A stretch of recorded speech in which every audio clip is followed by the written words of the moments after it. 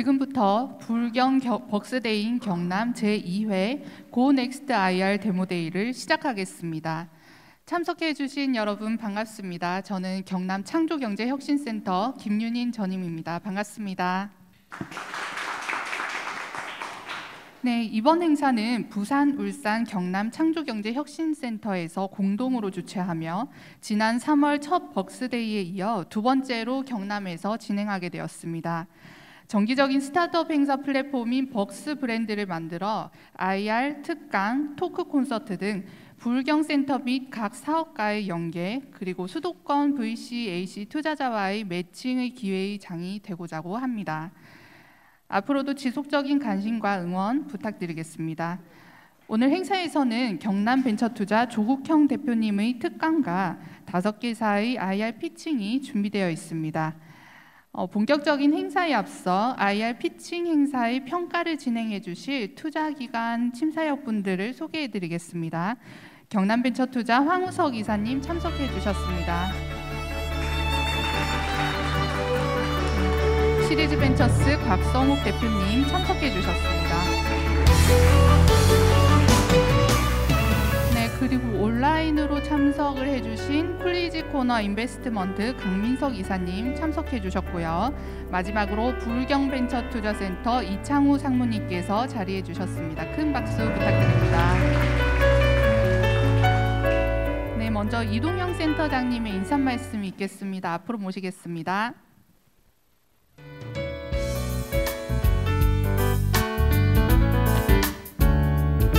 예, 안녕하십니까. 경남 창조경제혁신센터장 이동영입니다.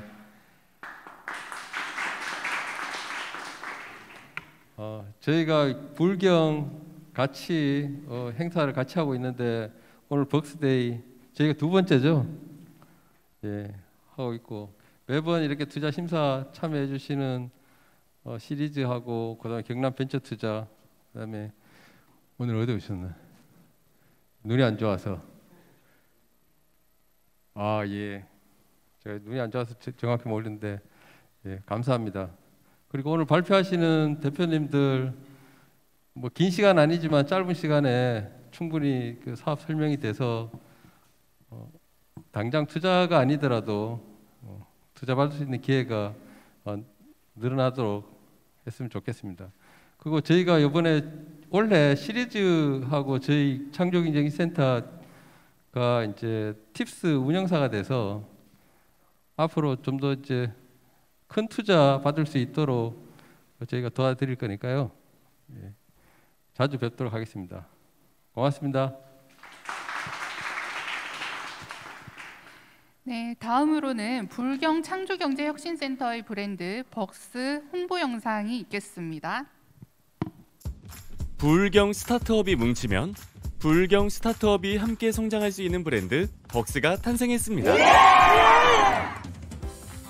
부산, 울산, 경남의 영문 첫 글자를 따서 만든 벅스는 부산, 울산, 경남이 도시의 경계를 넘고 힘을 모아 성장하자는 의미에서 만든 브랜드입니다. 벅스는 번데기를 벗으며 성장통을 이겨내는 곤충처럼 스타트업의 성장을 돕고 데스밸리를 함께 극복한다는 의미도 있습니다.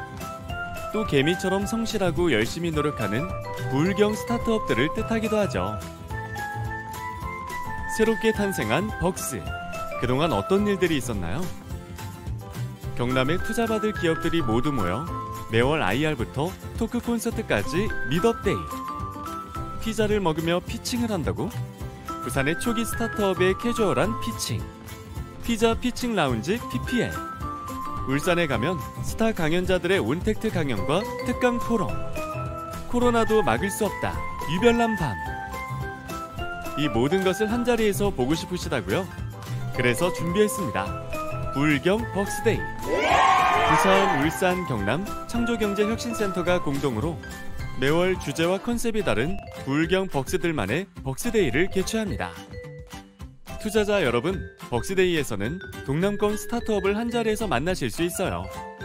수도권 투자자와 온라인으로 연결해 동남권 스타트업들의 투자 유치 시너지 효과가 팡팡 터집니다. 만나고 싶었던 선배 유니콘 기업도 만나보세요. 부산, 울산, 경남이 매월 함께하는 벅스데이 행사를 놓치지 말아주세요. 서울을 비롯한 글로벌 투자자들에게 부울경의 잠재력 있는 스타트업을 소개하고 부울경 스타트업과 투자자를 연결하는 벅스가 부울경의 투자 생태계의 활성화를 위해 앞으로도 더욱 부지런히 노력하겠습니다.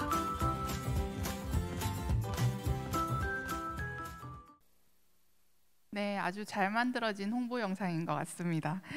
네, 첫 순서로요. 25분간의 미니 강연을 준비했습니다. 경남 벤처투자 조국형 대표이사님을 모시고 VC가 바라보는 스타트업의 투자 준비라는 주제로 강연을 듣겠습니다. 큰 박수로 맞이해 주시기 바랍니다.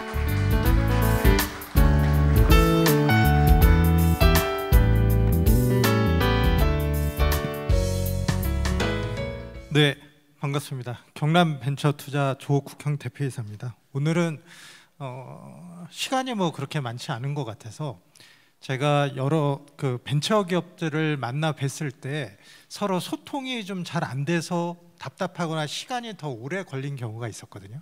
그게 왜 그런가를 생각을 하다가 연애를 할 때도 이성의 언어를 잘 알면 소통이 잘 되고 시간이 짧아질 수가 있는데 서로가 서로에 대해서 잘 모르는 게 아닌가 이제 그런 생각을 했고요.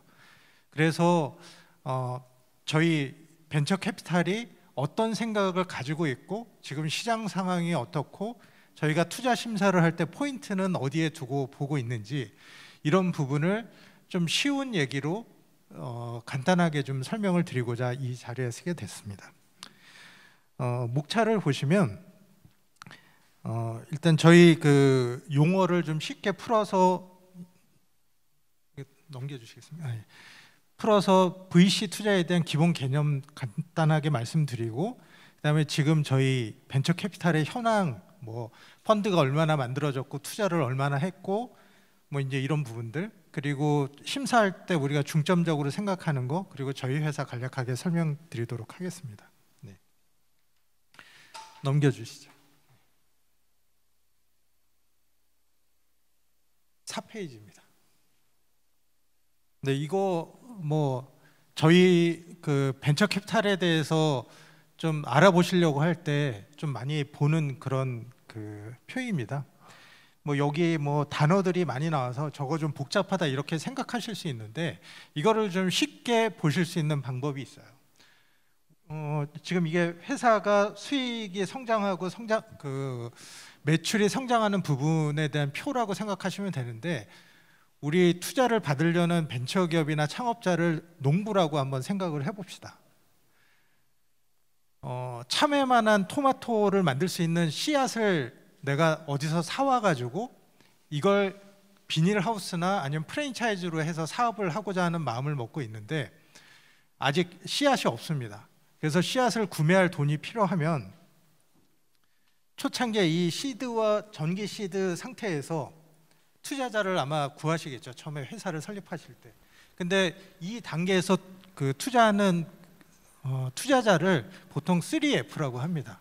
뭐냐면 패밀리, 프렌즈, 플리시. 가족하고 친구하고 바보들. 이렇게 3F가 이 단계에서 투자한다고 하고요.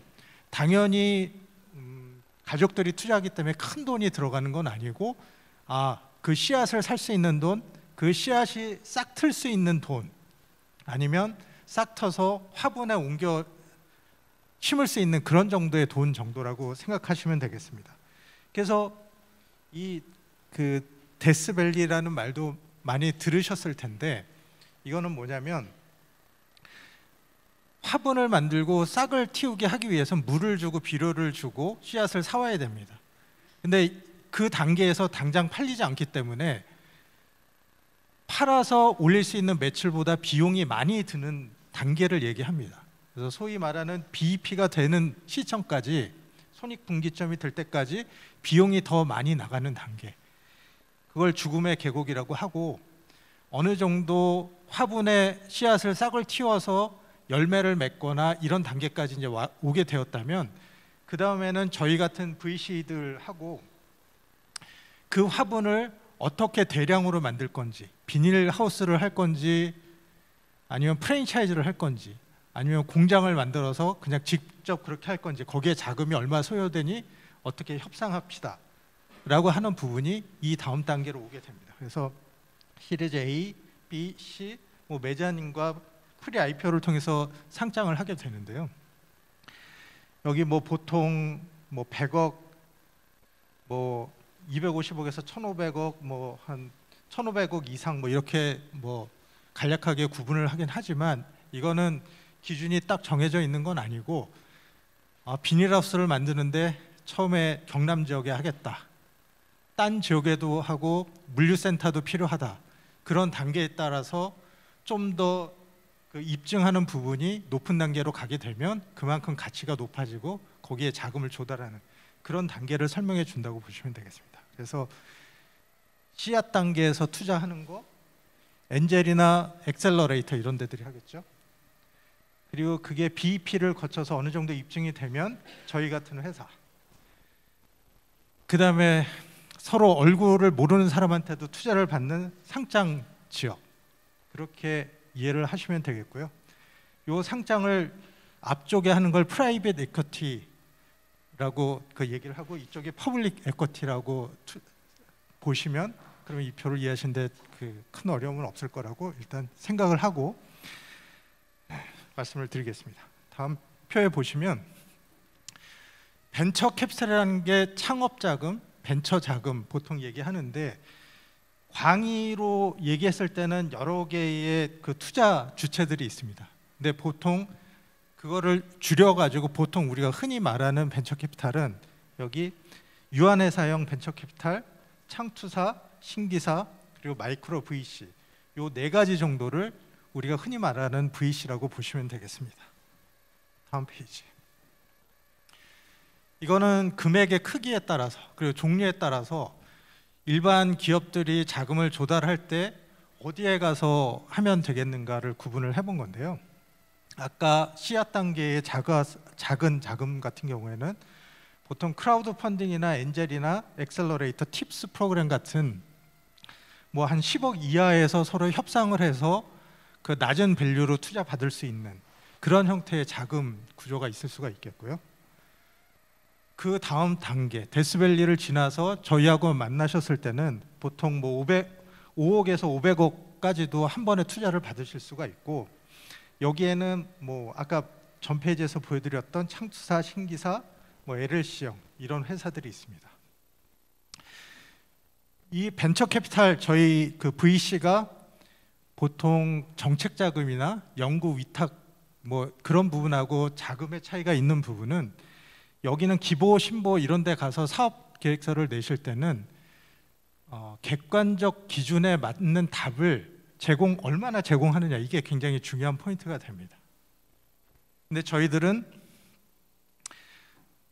뭐 이게 신용 등급이 얼마고 매출이 얼마고 뭐 이익이 나고 이런 부분 중요하지 않습니다. 그냥 그 벤처 캐피탈에 있는 심사역들이 정하고 있는 기준에 부합되느냐, 주관적 기준에 통과될 수 있느냐, 이런 부분이기 때문에 여기는 객관적 기준을 맞추는 거, 주관적인 공감을 할 수 있는 부분, 크게 차이는 그거라고 보시면 되겠고요. 여기는 은행이라든지 증권이라든지 자산운용사라든지 이제 큰 회사들, 자금이 뭐 몇천억, 한 큐에 몇천억을 주기도 하는 이런 부분인데, 요거는 만약 시간이 남으면 야놀자 사례를 가지고 제가 설명을 드리도록 하겠습니다. 다음 페이지. 지금 그 저희 벤처 캐피탈하고 은행과 같은 데하고 가장 큰 차이점에 대해서 보시면, 회사에 돈이 들어오는데 저희는 투자라고 하고 여기는 대출이라고 하죠. 이거의 가장 큰 차이점은 돈값이 무엇이냐가 중요합니다. 은행의 돈값은 이자입니다. 그 돈을 갖다 쓰시는 거에 대한 값을 이자로 지급을 하시는 거고요.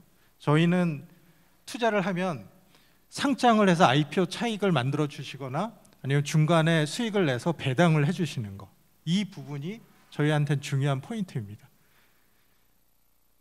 그리고 이런 부분을 각 회사가 의사결정을 할 때 가장 중요한 부분은, 은행은 1년 정도 기한을 주고 갱신하는 구조로 가기 때문에 1년 이내에 부도가 날 것이냐, 현금 흐름이 좋으냐, 이 부분이 가장 중요하고요. 저희는 뭐 1년 이내에 돈이 부족한 거는 그거는 당연한 거기 때문에 우리가 운영하는 펀드 만기 내에 이게 이런 과정을 통해서 엑시스를 할 수 있느냐, 그 부분이 가장 중요합니다. 그래서 여기는 원금이 가장 중요하고 저희는 수익성이 가장 중요합니다. 그래서 사장님들이 오셨을 때 저희하고 얘기하는 어떤 비중이나 이런 부분이 원금을 어떻게 유지하느냐, 안정적이다 이런 부분보다 이 사업을 통해서 수익이 얼마나 나고 그걸 어떻게 우리가 엑시스를 해드릴 수가 있다, 이런 부분에 더 집중하는 거, 그런 포인트를 가져가시는 게 중요하다고 생각합니다. 저희가 투자하는 자금은 보통 90% 이상 자본금이 아니라 벤처 펀드를 만들어서 투자를 하는데 저희는 사모펀드에 해당합니다. 저희가 가지고 있는 펀드는. 이 공모펀드와 사모펀드를 나누는 기준은 50인이냐 아니냐, 이 기준이고요. 50인이 넘어서 하게 되면 공모펀드를 통해서 하는 거고, 이건 보통 은행이나 증권사에서 많이 보시는 펀드일 테고, 저희 같은 경우는 일반 뭐 연금이라든지 기업이라든지 은행이라든지 이런 데서 LP를 받아가지고 펀드를 만들기 때문에 사모펀드의 성격을 가지고 있다고 보시면 되겠습니다. 다음 페이지요. 아까 첫 페이지에서 뭐 시드 단계, 씨앗 단계가 있고 시리즈 A, B, C 이렇게 있는데, 그냥 개괄적으로 구분하기 위해서는 여기 한 100억 정도 수준 이하에서는 시드나 시리즈 A, 프리 시리즈 이렇게 얘기하고, 1000억, 그러니까 한 500억에서 1000억, 2000억 정도 될 때는 시리즈 B, C를 얘기하고, 프리 IPO 단계는 몇 천억 정도 밸류를 가질 수 있느냐, 이 부분을 가지고 그 논의를 이어가게 됩니다. 그리고 저희가 하는 투자 방식은 보통주라든지 전환 우선주를 한 30%를 하고, 상환전환, 신주인수권부 사채, 전환사채, 상환전환 우선주 이런 부분이 한 70%, 3건 중에 2건은 이런 형태로 하게 됩니다. 원래 2000년대 초반만 해도 일반적인 보통 주식 투자를 많이 했었는데요, 지금은 여기에 그 상환권을 부여해서 채무의 성격까지 넣을 수 있는 거, 약간 하이브리드성 투자, 그런 형태의 투자를 거의 선호를 합니다. 그래서 대부분 60%, 70% 이상이 이런 형태로 들어간다고 보시면 되겠고요. 이거에 대한 뭐 상세 내역은 이거는 뭐 인터넷에 보시면 어떤 책이 있는지 아니까 그냥 크게 저런 형태가 많이 투자된다, 이렇게 이해하시면 되겠습니다. 네. 저희 회사 성격에 대해서 말씀드리자면, 저희는 지금 창투사, 벤처 캐피탈 중에 저희는 창투사고요. 저희하고 똑같은 형태가 신기사라는 게 있습니다. 저희는 중소벤처기업부의 감독을 받고 있고 벤처 투자 촉진에 관한 법률의 규제를 받고 있습니다. 그래서 저희 최저 자본금은 20억 이상이고 신기사는 100억 이상이고요. 지금 여기에서 저희가 주로 창업자하고 벤처기업에 투자를 하게 돼 있는데, 여기서 말하는 창업자라는 거는 법률상의 개념이 설립한 지 7년 이내의 기업, 그걸 대상으로 하고 있습니다. 벤처기업도 7년 이내로 이렇게 볼 수 있는데, 벤처기업에는 한 4가지 정도 구분이 있습니다. 그 7년 이내 기업, 저희 같은 VC에 투자를 받은 기업, 연구개발을 하고 해서 뭐 연구소라든지 그런 실적을 하고 있는 기업, 기보 신보 같은 데서 인정받은 기업, 이런 형태로 대상자가 돼야지만 저희가 투자를 할 수 있고요.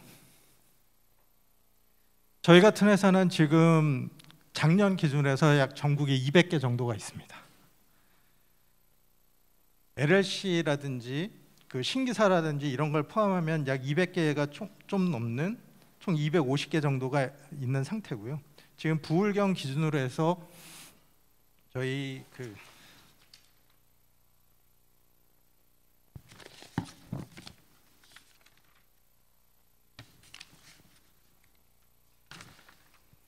창투사가 부산에 9개, 울산 14개 중에 부산에 9개, 울산에 2개, 그리고 경남에는 저희 하나, 이렇게 해서 그 12개에다가 부산에 LLC하고 신기사가 각각 하나씩 뭐 그렇게 구성이 돼 있습니다. 다음 페이지. 이거는 그 저희가 자금이 얼마나 있는지, 그동안 투자를 얼마나 했는지를 보여드리는 건데요. 박근혜 정권 때 그 2016년 기준으로 해서 신규 결성 금액이 2조 8천억 정도였습니다. 근데 문재인 정권 들어와서 3년 동안 매년 한 4조 5천억 이상 그렇게 만들어졌고, 작년에 9조 2천억 정도가 만들어져서 박근혜 정권 대비해서는 3배 이상, 문재인 정권 초기 비해서 2배 정도, 2배 이상의 펀드가 만들어지고 있습니다. 신규 조합 개수도 160개에서 400개 정도로 2.5배가 증가가 됐고요. 운용 잔액은 17년에 20조였는데 지금 5년 만에 40조가 됐습니다. 총 펀드 운용 잔액 20조를 달성하는데 20년이 걸렸는데요. 그 2배가 되는데 그 이후로 5년이 걸렸습니다. 앞으로는 더 빨라질 거라고 생각이 되고, 시장에 굉장히 벤처를 투자하기 위한 자금은 많다고 보시면 되겠습니다. 투자는 17년 비해서 약 3배 정도가 증가가 됐고요. 그 투자 잔액도 20조 정도가 돼서 지금 현재 있는 금액의 절반 정도는 투자가 돼 있다, 이렇게 보시면 되겠습니다. 네. 다음 페이지요. 업력은 전 페이지에서 저희 벤처펀드가 2배 이상 증가됐다고 말씀드렸고, 그럼 우리가 투자하는 게 많이 늘어날 거기 때문에 5년 전에 비해서 약 28%에서 46%로 많이 증가가 됐고, 나머지 초기나 후기 기업들은 조금 줄어들었습니다. 초기, 중기, 후기의 기준은 3년 이내는 초기, 중기는 3년에서 7년, 저희가 기본 법률적으로 구분되는 부분, 후기는 한 7년 이상 되는 기업, 이렇게 보시면 되겠고요. 지역별로는 지금 여기 이 부분, 5대 광역시하고 지방이 있는 이 부분이 지금 저희가 해당하는 부분인데, 그 지난 5년 동안의 평균치를 보면 약 15% 내외에서 계속 유지가 되고 있습니다. 그 중에 5대 광역시가 10%고 저희 뭐 경남을 비롯한 일반 그 지역이 한 5에서 6% 정도가 되기 때문에, 아까 전 페이지 40조가 누적 자금이 있다면 지금 한 2조 정도가 우리 지역에 투자되는 그런 형태로 운영이 되고 있다면 보시면 되겠습니다. 근데 이 수도권이 70%가 되는데, 수도권이 한 2,200만 정도 되거든요.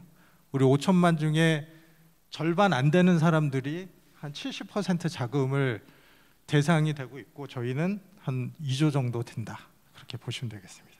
넘겨주시죠. 업종별로는 ICT하고 바이오 의료, 유통 서비스가 굉장히 많이 뭐 4배, 5배씩 증가가 됐습니다. 다른 분야는 한 2배 정도가 증가됐는데 4배, 5배가 증가하면서 특히나 코로나 이런 부분 때문에 정보통신 분야하고 이런 유통 서비스, 신선식품 배송이라든지 새벽 배송 이런 것들이 굉장히 많이 증가가 됐고, 재작년까지만 해도 바이오 의료가 굉장히 그 1등을 달리고 있었는데, 뭐 금년에도 그렇고 바이오는 좀 이렇게 줄어드는 그런 추세를 보이고 있습니다. 네, 다음 페이지죠. 투자를 받는 기업의 평균 매출액은 신규 투자되는 기업이나 최초 투자되는 기업이 보통 50억에서 100억 정도 요 수준, 요 기업들 대상으로 저희 VC들이 투자가 되고 있다고 보시면 되겠습니다. 그리고 영업이익은 마이너스인 기업도 있고 플러스인 기업도 있는데, 이 영업이익이라는 거는 지금 당장은 크게 의미가 없습니다. 투자할 때는 꼭 이익이 안 나도 투자를 받을 수 있다, 이렇게 생각하시면 되겠습니다. 다음 페이지요. 경상남도에 지금 현재 조성되어 있는 펀드는 전체 대상 금액은 약 3천억 정도가 되어 있습니다. 근데 이 중에 위에 4개는 2015년 이전에 만들어진 거라서 대부분 소진이 됐고 청산이나 투자 완료가 되었습니다. 그래서 지금 요 이후의 펀드들이 지금 투자되고 만들어질 예정인데, 이 중에 지금 한 1,500억 정도가 현재 운용이 되고 있고요. 그 중에 3분의 1은 저희 회사가 운영하고 있다, 그렇게 보시면 될 것 같습니다. 네, 넘겨주시죠. 좀 지겨운 얘기 잘 거고요. 이제 조금 편한 얘기로 하고자 합니다. VC에 투자를 받으실 때 기간이 얼마나 걸리나, 어떤 절차를 밟나에 대한 그 내용입니다. 보통 예비 투심, 본 투심 이렇게 두 번에 걸쳐서 투자를 하게 되는데 빠르면 한 달, 길면 그게 6개월에서 1년 이상 걸리는 경우도 있습니다. 저희가 2019년도에 회사가 만들어졌는데 이번 주에 투자한 기업은 그때 소개를 받아서 거의 3년 가까이 보다가 요번에 투자가 된 기업도 있었거든요. 근데 뭐 업체를 보고 2달 만에 투자한 기업도 있었고, 그렇기 때문에 시간이 많이 걸리는 거는 이 심사 보고서를 작성하는 거, 제3자가 봤을 때, 투심 멤버들이 봤을 때 질문 사항에 대해서 답을 주고 우리가 왜 투자하는지를 결정하는 부분, 이 부분 때문에 시간이 많이 걸린다고 생각하시면 되겠습니다. 넘겨주시죠. 심사할 때 저희는 주로 4가지를 중점적으로 봅니다. 뭐 여러 가지 얘기가 있는데 큰 카테고리로 봤을 때 사람, 기술, 시장, 그리고 아까 얘기했던 돈값, 어떻게 엑시트할 것인가, 밸류하고 공감이 있는데요. 여기 이 2가지 부분에 있어서는 이분이 생각하는 기술적인 방향이라든지 뭐 거기에 대한 리스크, 이런 부분을 얼마나 공감할 수 있느냐가 중요한 포인트입니다. 그리고 시장이나 엑시트와 관련된 부분은 얼마나 밸류를 줄 수 있느냐, 밸류 가치가 얼마까지 성장할 수 있느냐, 이런 부분에 대한 논의 사항입니다. 그래서 이 부분이 중요한 건 아마 오늘도 그렇지만 IR 행사를 하게 될 때 5분, 10분, 길면은 뭐 15분, 20분 이렇게 설명을 하실 텐데 주로 뭐 한 분야에 대해서 장황하게 설명하시는 분들이 많이 계시는 것 같아요. 근데 이런 큰 카테고리를 두고 시간을 배정을 해서 저 부분은 내가 핵심적으로 어필을 뭘 해야 되겠다, 기술 쪽에서 뭘 해야 되겠다, 그런 걸 해서 저희들한테 궁금증을 일으켜 주시면 5분을 만나도 그 후에 저희가 뭐 1시간, 하루 종일, 일주일 내내 그렇게 만날 수도 있습니다. 근데 그 5분, 10분의 시간 동안에 이 부분이 명확하게 저희한테 컨셉이 들어오지 않으면 혼자서 아무리 좋은 기술이라고 생각해도 저희는 더 시간을 할애를 하지 않게 되거든요. 그런 부분 집중해 주시면 될 것 같습니다. 이건 그 각 항목별로 만약 그 부결이 되면 뭐 어떤 사항이 있다, 뭐 이런 부분인데 크게 보면 이겁니다. 역지사지가 당신이 우리와 같은 투자자라면 투자할 거냐, 아니면 거꾸로 내가 당신 입장에서는 회사를 어떻게 운영하고 싶다, 당신도 공감하느냐, 이런 부분이 가장 중요합니다. 서로 공감할 수 있는지, 그리고 그 사장님이 말씀하신 리스크를 우리가 감당할 수 있는지, 이 부분이 통과가 되면 회사가 많이 위험스럽고 하다고 하더라도 실질적으로 투심에는 통과해서 투자를 받으실 수 있다고 생각을 하시면 되겠습니다. 네, 넘겨주시죠. 네. 저희는 19년에 만들어져서 47억의 그 도가 창조센터를 통해서 들어오고 농협은행, 경남은행, 상공회의소, 그리고 지역의 기업, 그리고 부산의 대한제강이 주주로 참여를 해주셨습니다. 19년 이후 20년부터 매년 하나씩 지금 펀드를 만들어 오고 있고요. 지금 현재는 펀드가 376억, 금년 하반기에는 약 600억 정도, AUM은 600억 정도가 될 것 같습니다. 넘겨주시죠. 이 펀드 주요 내용은 저희가 지역 펀드로 경남 기업에 60% 투자하고 규제자유 특구 기업에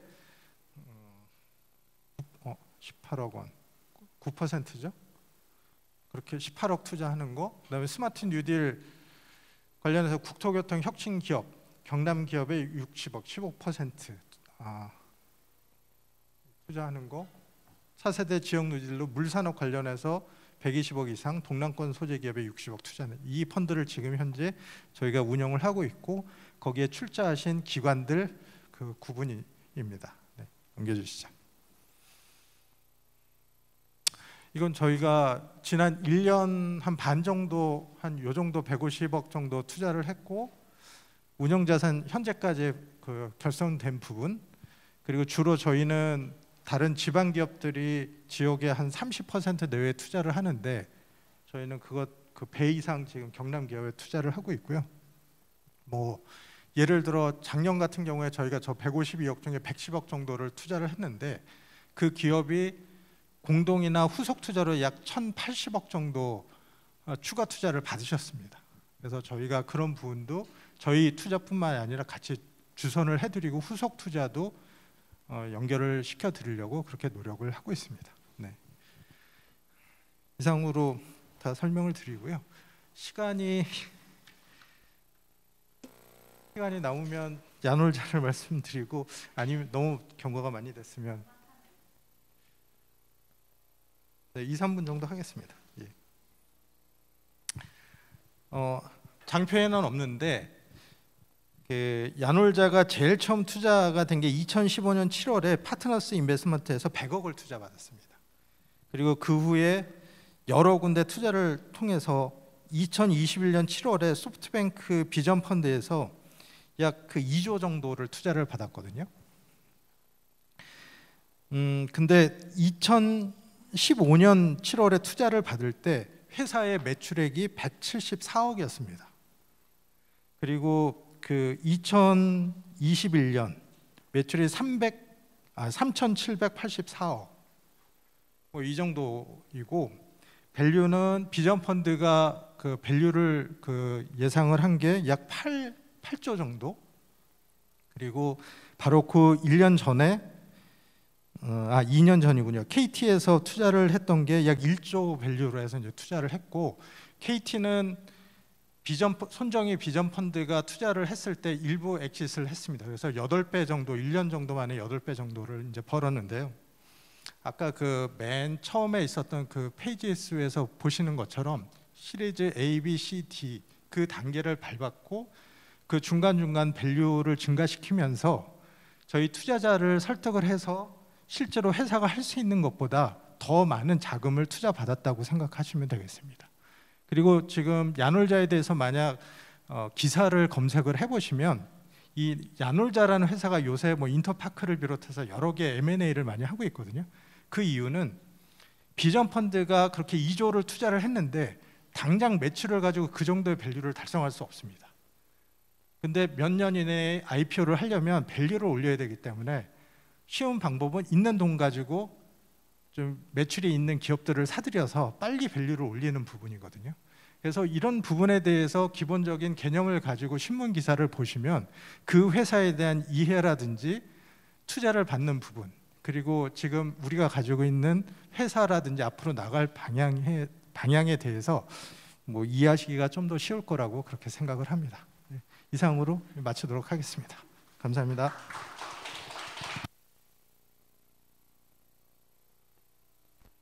대표님의 강의 잘 들었습니다. 그 경남벤처투자가 이 건물 3층에 있습니다.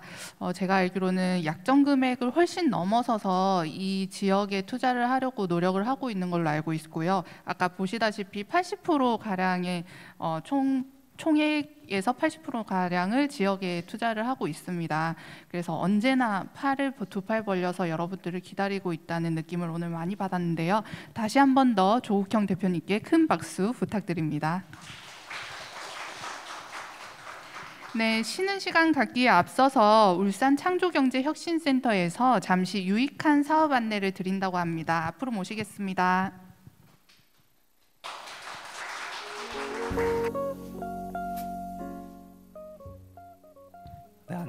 네, 안녕하세요. 저는 울산창조경제혁신센터의 오픈 이노베이션 팀 진희준 매니저라고 합니다. 제가 이제 쉬는 시간에 좋은 시간 할애 받아서 화장실 다녀오실 분들 편하게 이제 다녀오시고 사업에 관심 있으신 분들은 들어주시면 좋을 것 같아서 제가 잠시 소개드리고 물러가겠습니다.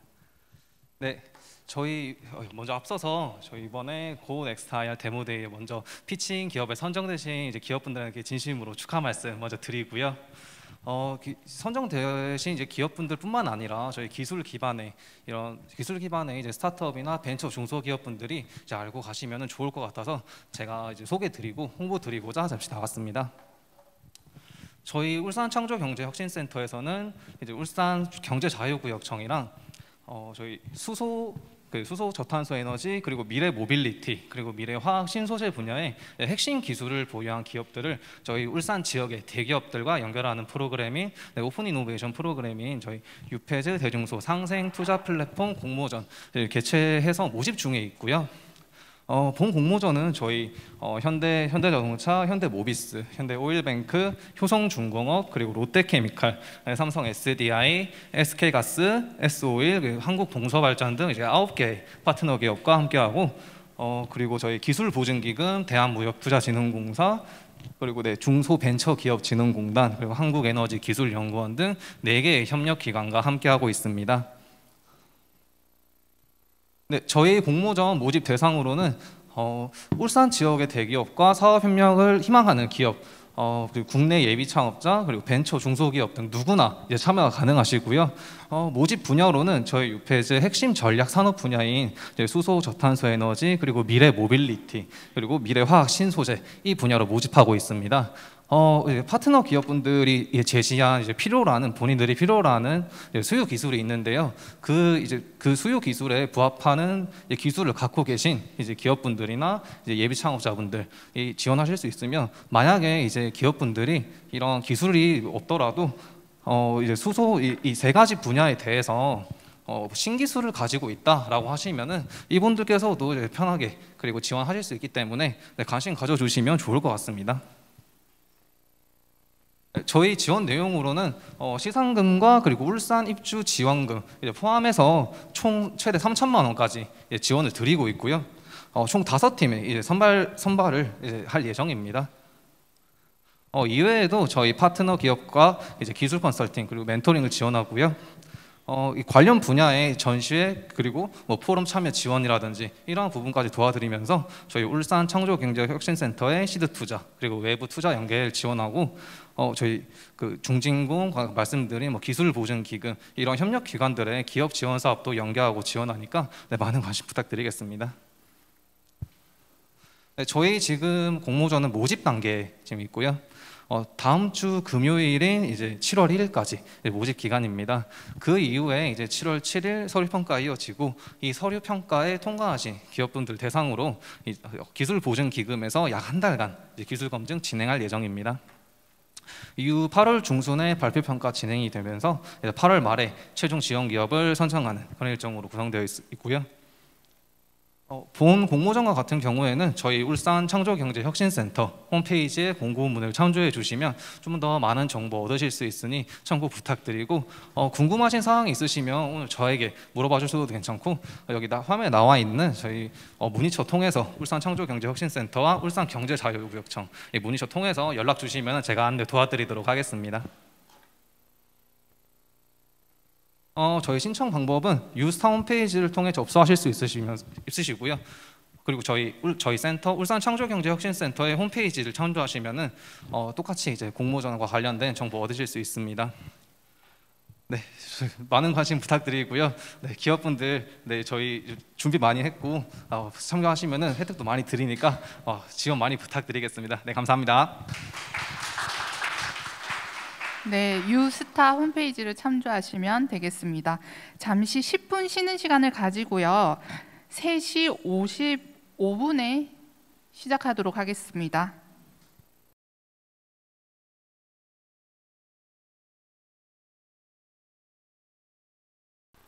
네, 지금부터 2부 순서를 시작하도록 하겠습니다.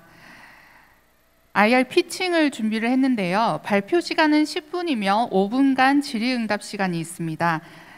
발표자께서는 무대 좌측을 보시면은 시간을 확인을 하실 수 있고요. 발표 시작 후 5분, 그리고 발표 마감 1분 전에는 종이 울립니다. 첫 번째 피칭 기업은 앨리스 헬스케어입니다. 컴퓨터 비전을 활용한 모션 인식을 기반으로 인터랙티브 홈 트레이닝 솔루션을 개발하고 있습니다. 강다겸 대표님 피칭 시작하겠습니다. 저희는 컴퓨터 비전이라고 하는 그런 기술을 사용을 해서 일반 웹캠이나 모바일 카메라를 이용해서 사용자의 동작을 실시간으로 분석을 하고 그 동작에 따라서 인터랙티브한 솔루션을 제공하는 서비스를 만들고 있습니다. 실제 이제 시장을 보면 국내에 있는 약 10대 대기업 그룹 중에 이제 한 70%가 현재 이제 디지털 헬스케어 시장으로 앞으로 사업 진출을 하겠다고 선포를 한 바 있고, 여기에 네이버나 카카오와 같은 이런 IT 거대 기업들까지 가세하면서 이런 디지털 헬스케어 시장은 가장 주목받는 시장 중에 하나로 떠오르고 있습니다. 또한 여기에 디지털 네이티브 세대인 MZ세대들까지 가세를 하면서 이런 AI 솔루션, 비대면 퍼스널라이즈된 서비스에 대한 선호도가 증가하고 있어서 앞으로도 이런 디지털 헬스케어 시장은 계속해서 성장할 것으로 보고 있습니다. 재밌는 부분은 이런 대부분의 대기업들이 이런 헬스케어와 웰니스 자체적인 건강관리 앱을 운영하고 있다는 부분이었는데요. 이 서비스에는 사실 근데 기존에 뭐 만보기 기능이라던가 VOD로 된 운동 영상들만 제공을 하고 있어서 이런 앱이 있기는 하지만 사용자의 유저 인게이지먼트가 낮아서 많은 고민들을 가지고 있었습니다. 그래서 이제 기업들이 이런 어플리케이션 안에 조금 더 인터랙티브한 요소들을 넣고자 많은 좀 관심을 갖게 되었고, 저희는 보시는 것처럼 카메라를 기반으로 해서 모션을 인식해서 실시간으로 인터랙션이 가능한, 뭐 예를 들면 허리를 조금 더 펴주세요, 뭐 왼쪽 팔을 더 올리셔야 합니다, 이런 식으로 운동 동작이라던가 움직임에 대해서 실시간 인터랙티브가 가능한 그런 솔루션을 제공을 하고 있습니다. 저희는 그 모션 인식을 하는 코어 엔진 자체를 지금 API나 SDK 형태로 서비스를 제공을 하고 있습니다. 그래서 저희가 가지고 있는 300여 개의 운동 동작 중에서 이제 엔드 유저 개개인별로 맞춤 추천 운동 프로그램을 추천을 해드리고, 이제 모션 인식 홈 트레이닝 자체는 SDK로 제공을 해서 다른 기업들이 손쉽게 이런 솔루션을 도입할 수 있도록 돕고 있습니다. 그리고 이제 엔드 유저들의 뭐 프로그레스라던가 얼마나 운동을 제대로 했는지에 대한 이런 운동 로그들을 이제 대시보드 형태로 제공을 하고 있습니다. 네, 그래서 이런 솔루션들을 각 기업들에서 도입을 하고자 할 경우에는 뭐 예를 들면 퍼스널 트레이너, 소프트웨어 엔지니어, 머신러닝 엔지니어 이런 다양한 전문가들을 구성을 해서 최소 약 10개월 이상의 개발 기간이 소요되고 최소 약 5억 원 이상의 개발 비용이 소요되는 과업인데 비해서 저희의 솔루션을 도입할 경우에 바로 이제 플러그 앤 플레이 형태로 저희 서비스를 적용을 하면 되기 때문에 약 5분의 1 수준으로 비용과 시간이 절감 가능한 솔루션을 제공할 수 있습니다. 그래서 현재 저희의 고객사로는 삼성생명과 같은 업체들이 있고요. 현재 지금 POC를 진행하고 있는 곳들은 뭐 인바디, 아메이, 현대해상, DB손해보험과 같은 이런 생명보험사들과 현재 같이 프로젝트를 진행을 하고 있습니다. 그래서 실제 개발 완료까지 된 프로젝트의 경우에는 현재 삼성생명이 새롭게 이제 어플리케이션을 론칭을 했는데요. 뭐 더 헬스라는 이름의 앱을 론칭을 했고, 그 안에 이제 저희가 모션 인식을 기반으로 한 이런 홈 트레이닝 솔루션이 제공이 되어서 뭐 기존에 이제 유튜브 영상만 제공을 할 때는 이 뭐 엔드 유저들이 제대로 운동을 했는지 안 했는지 트래킹이 되지 않지만 이제 저희 솔루션을 이용해서 모션 분석이 가능해지면은 운동을 한 만큼에 따라서 뭐 보험료를 할인해 준다거나 리워드를 줄 수 있는 형태가 되기 때문에 좀 이런 생명보험사들에서 많은 도입 문의가 들어오고 있었습니다. 그래서 현재로서는 이런 사스 형태로 뭐 SDK라던가 대시보드를 제공할 수 있는 업체가 저희뿐이어서 모든 그런 인바운드 문의가 저희에게 들어오고 있는 상황이고요. 추후에는 엔터테인먼트나 교육과 같이 인터랙션이 필요한 인접 산업군으로 솔루션을 확장할 수 있을 것이라고 보고 있습니다. 그리고 그렇게 B2B 기업을 통해서 이제 엔드 유저들의 데이터를 축적함으로써 추후에는 데이터 세일즈로도 확장할 수 있을 것이라 보고 있습니다. 그래서 뭐 예를 들면은 저희가 사용자의 운동 궤적을 모두 축적을 하기 때문에 운동 궤적을 보다가 당신은 디스크 의심의 가능성이 있으니까 뭐 미리 병원을 가세요라던가 이런 제안을 드릴 수 있는 그런 솔루션을 제공할 수 있습니다. 그래서 추후에는 이제 뭐 보험사라던가 헬스케어, 스포츠, 짐, 웰니스, 스마트홈 등의 산업군에 저희 솔루션을 적용할 수 있을 것으로 보고 있습니다. 그래서 지금까지 설명드렸던 그 B2B 사스의 경우에는 초기 도입 비용 플러스 이제 MAU당 과금을 부과하는 형태로 비즈니스 모델이 진행되고 있는데요. 10만 유저를 기준으로 해서 MAU가 10만 명까지는 정액제로 월 과금을 부과를 하고 10만 명이 넘어갈 때부터는 1인당 과금을 하는 형태로 해서 비즈니스 모델을 진행을 하고 있습니다. 그리고 그 외에도 저희가 B2C 서비스도 진행을 하고 있어서 B2C는 조금 서브스크립션 형태로 서비스를 진행을 하고 있습니다.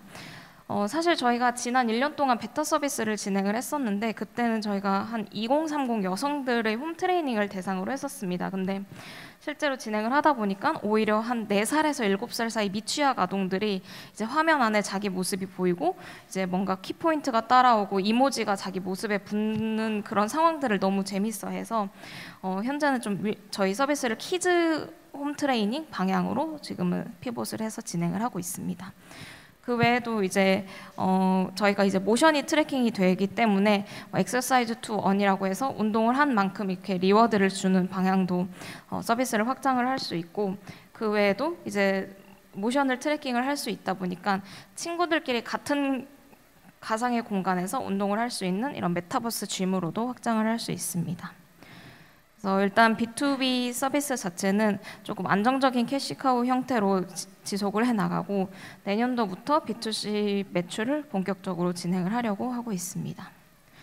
현재 저희 팀은 총 15명 풀타임 멤버들로 함께 하고 있고요. 저는 앞전에 증강현실 관련된 기업을 한번 창업했던 경험이 있습니다. 그리고 지금 현재 구글 코리아 소프트웨어 엔지니어 출신의 CTO가 함께하고 있고, 이제 세일즈포스와 IBM 출신의 데이터 사이언티스트, 그리고 서울 아산병원 출신의 운동 처방사 등 각 분야의 전문가들로 이제 풀타임 멤버들로 구성되어 있습니다. 그래서 이제 단순히 모션과 운동 로그를 더 넘어서서 이제 헬스 관련된 마이 데이터까지 축적함으로써 전 주기 운동 관리를 담당할 수 있는 그런 서비스로 성장을 하고자 합니다. 네, 이상 발표를 마치도록 하겠습니다. 감사합니다.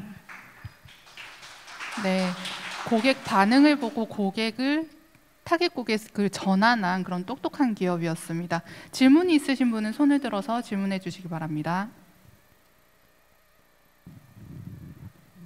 네, 제가 먼저 질문 드리겠습니다. 네. 그 발표 잘 들었고요. 저희 지금 그 비즈니스 모델에 보면은 B2B 사스 모델하고 B2C로 나눠 놓으셨는데, 네. 지금 이제 기업들 뭐 삼성생명이나 이런 기업들이 이제 앱에 탑재하는 형태로 좀 들어가고 있잖아요. 네네. 그럼 B2C 고객은 저희 뭐 어플리케이션을 그 자체적으로 이용을 하게 되면 이런 B2B 고객이 제공하는 컨텐츠 이외에 추가적인 어떤 다른 기능들 혹은 서비스를 받을 수 있는 게 좀 있는지 좀 설명 좀 부탁드릴게요. 네네. 사실 저희가 기본적인 코어 엔진만 제공을 하고 있기 때문에 거기에 어떤 UI를 붙이고 어떤 기획을 넣고 뭐 어떤 마케팅을 하느냐에 따라서 되게 다른 서비스처럼 보이게 되는 경향이 있습니다. 그래서 조금 지금 뭐 생명보험사들이나 이런 곳들은 좀 타겟하는 고객의 나이대가 뭐 40대 이상이라던가 그런 쪽으로 많이 타겟이 되어 있는데, 저희는 조금 키즈 쪽으로 내려오면서 타겟 방향을 조금 바꾸거나 아니면 저희가 아까 그런 메타버스 짐이라던가 좀 이런 엔터테인먼트 요소 쪽으로 조금 더 가는 방향으로 해서 좀 차별점을 만들려고 하고 있습니다. 그리고 저희의 조금 강점이라고 할 수 있는 게 아까 그 사스 프로그램 형태로 해서 이제 기업 고객들의 데이터를 가지고 올 수 있기 때문에 그 데이터를 바탕으로 해서 저희 서비스 자체를 계속해서 고도화할 수 있는 방향으로 성장하려고 하고 있습니다. 혹시 월 구독비 18,900원에 대한 뭐 시장 수요 조사는 좀 해보셨을까요? 일단 그 경쟁사의 서비스를 조금 많이 참고를 하기도 했었었고요. 아직 이제 정식으로 오픈을 한 것은 아니어서 일단 저희도 테스트를 해봐야 되는 상황이긴 합니다. 네, 발표 잘 들었습니다. 저는 시리즈벤처스의 곽성욱이라고 합니다. 그 방금 그 위원님께서 말씀해 주신 것처럼 저도 연계 질문이긴 한데, 저희 지금 현재 그 캐시카우를 할 수 있는 부분들이 거의 B2B의 수급 부분들을 통해서 진행이 되는데, 지금 예상을 해주신 부분들 같은 경우에는 첫 번째는 3개사, 뭐 다음에는 10개사 이렇게 확장되는 모델을 가지시고 계신데, 궁극적으로는 이 앱, 그러니까 각각의 회사들이 가지고 있는 이 앱이 실제 얼마만큼 활용도가 높은지도 굉장히 좀 중요할 것 같아요. 네네. 왜냐하면 많은 생명들, 그러니까 네네. 보험사들, 그다음에 다른 기업들이 초기에는 이런 모델 부분들을 이제 먼저 이렇게 착용을 해서 진행을 하다가 뭔가 효과 부분들이 안 나온다고 하면은 네네. 굉장히 쉽게 날려버리는 경우들이 많이 있어서 네네. 그런 측면이라고 하면은 우리가 여기에 제시해 주신 스테디하게 올라가는 이 거래처들의 숫자가 이렇게 안 올라갈 수도 있을 거라는 생각이 들거든요. 네. 그런 측면에서 조금 어떻게 생각하시는지, 그리고 그 아까 말씀해주셨던 각각의 거래처들마다 이제 그 컨셉 부분들이 조금씩 다르다라고 했잖아요. 그 포인트가 뭐 연령대별로 조금 다른 거 이해적으로 뭐 기술적 뭐 테크니컬한 부분들이 뭔가 좀 다른 포인트들이 있는 건가요? 실제로 뭐 테크니컬한 부분이 크게 다르지는 않고요. 뭐 주로 연령대라던가 아니면 타겟으로 하는 질환 같은 게 조금 다릅니다. 뭐 어떤 기업에서는 근골격계 솔루션을 원하기도 하고 어디서는 뭔가 재활 솔루션을 원하기도 하고 해서 그런 부분에서 조금 컨셉이 달라지고 있기도 하고 현재 지금 이제 계약 완료까지 해서 탑재까지 완료한 거는 삼성생명 프로젝트인데요. 삼성생명에서 지금 현재 이 솔루션을 사용하고 있는 MAU가 한 30만 명 정도 된다고 합니다. 그래서 30만 명이 올 말까지 100만 명을 MAU로 목표를 하고 있어서 그런 조금 좋은 선례가 나타나면은 사실 삼성생명 시작하고 나서 다른 손해보험사들에서도 같이 좀 따라 들어오는 경향이 있었어서 좀 그걸 좋은 선례로 만들려고 지금 저희도 좀 많이 노력하고 있는 중입니다. 그리고 DB손해보험 같은 경우는 이제 보험료를 같이 이제 보험 상품 자체를 아예 지금 같이 만들고 있습니다. 네, 거래처가 정체되는 현상에 대해서도 답변이 되셨나요? 네, 또 다른 강민석 이사님 질문 있으신가요? 네, 이창호 이사님. 예, 제가 설명을 할 때 제가 놓쳤을 수도 있는데요.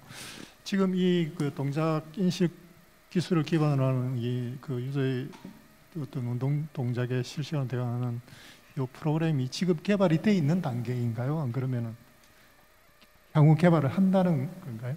네네. 일단 저희가 자체적으로 계속 연구 개발을 진행을 해서 저희 자체 엔진을 가지고 있고요. 사실 비슷한 서비스들도 많이 나와 있기는 하지만 그게 이제 어느 정도는 오픈 소스가 나와 있어서 어느 정도 구현까지는 할 수 있지만 그걸 또 상용화하기 위해서는 뭐 최적화라던가 뭐 경량화 작업 부분들이 필요해서 그런 부분에서 이제 기업 고객들이 이제 도입을 해서 사용하시는 좀 주된 포인트였던 것 같습니다. 그럼 이 2개월의 개발 연동 기간이라는 것은 이 어떤 기간을 기준으로 해서 2개월의 개발 연동 기간은 시간을 줄이고 또 개발 비용을 줄인다는 이야기죠? 네. 그 엔진 자체를 이제 만들기 위해서는 그 관련된 인력들이 필요한데 저희가 엔진 자체를 이제 솔루션으로 서비스를 제공하게 되면 그 부분의 개발이 빠지기 때문에 그만큼 시간과 비용을 절약할 수 있다고 작성을 했던 부분입니다. 네, 네. 서서 말씀해 주시면 됩니다.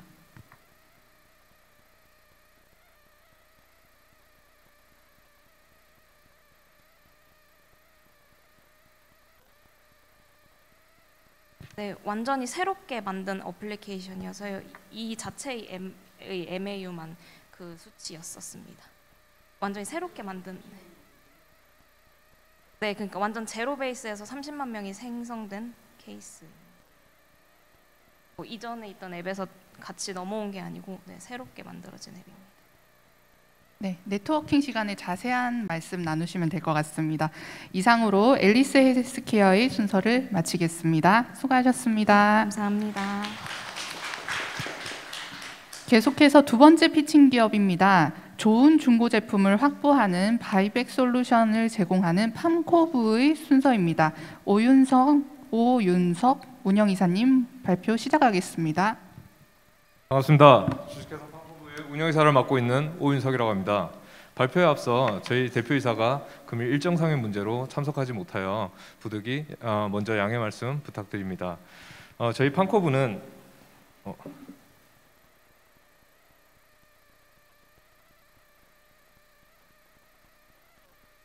저희 팜코브는 중고와 리퍼브, 즉 B급 상품을 전문으로 하는 마켓플레이스를 운영 중인 기업입니다. B급 상품이라 하면 어떤 생각이 드시나요?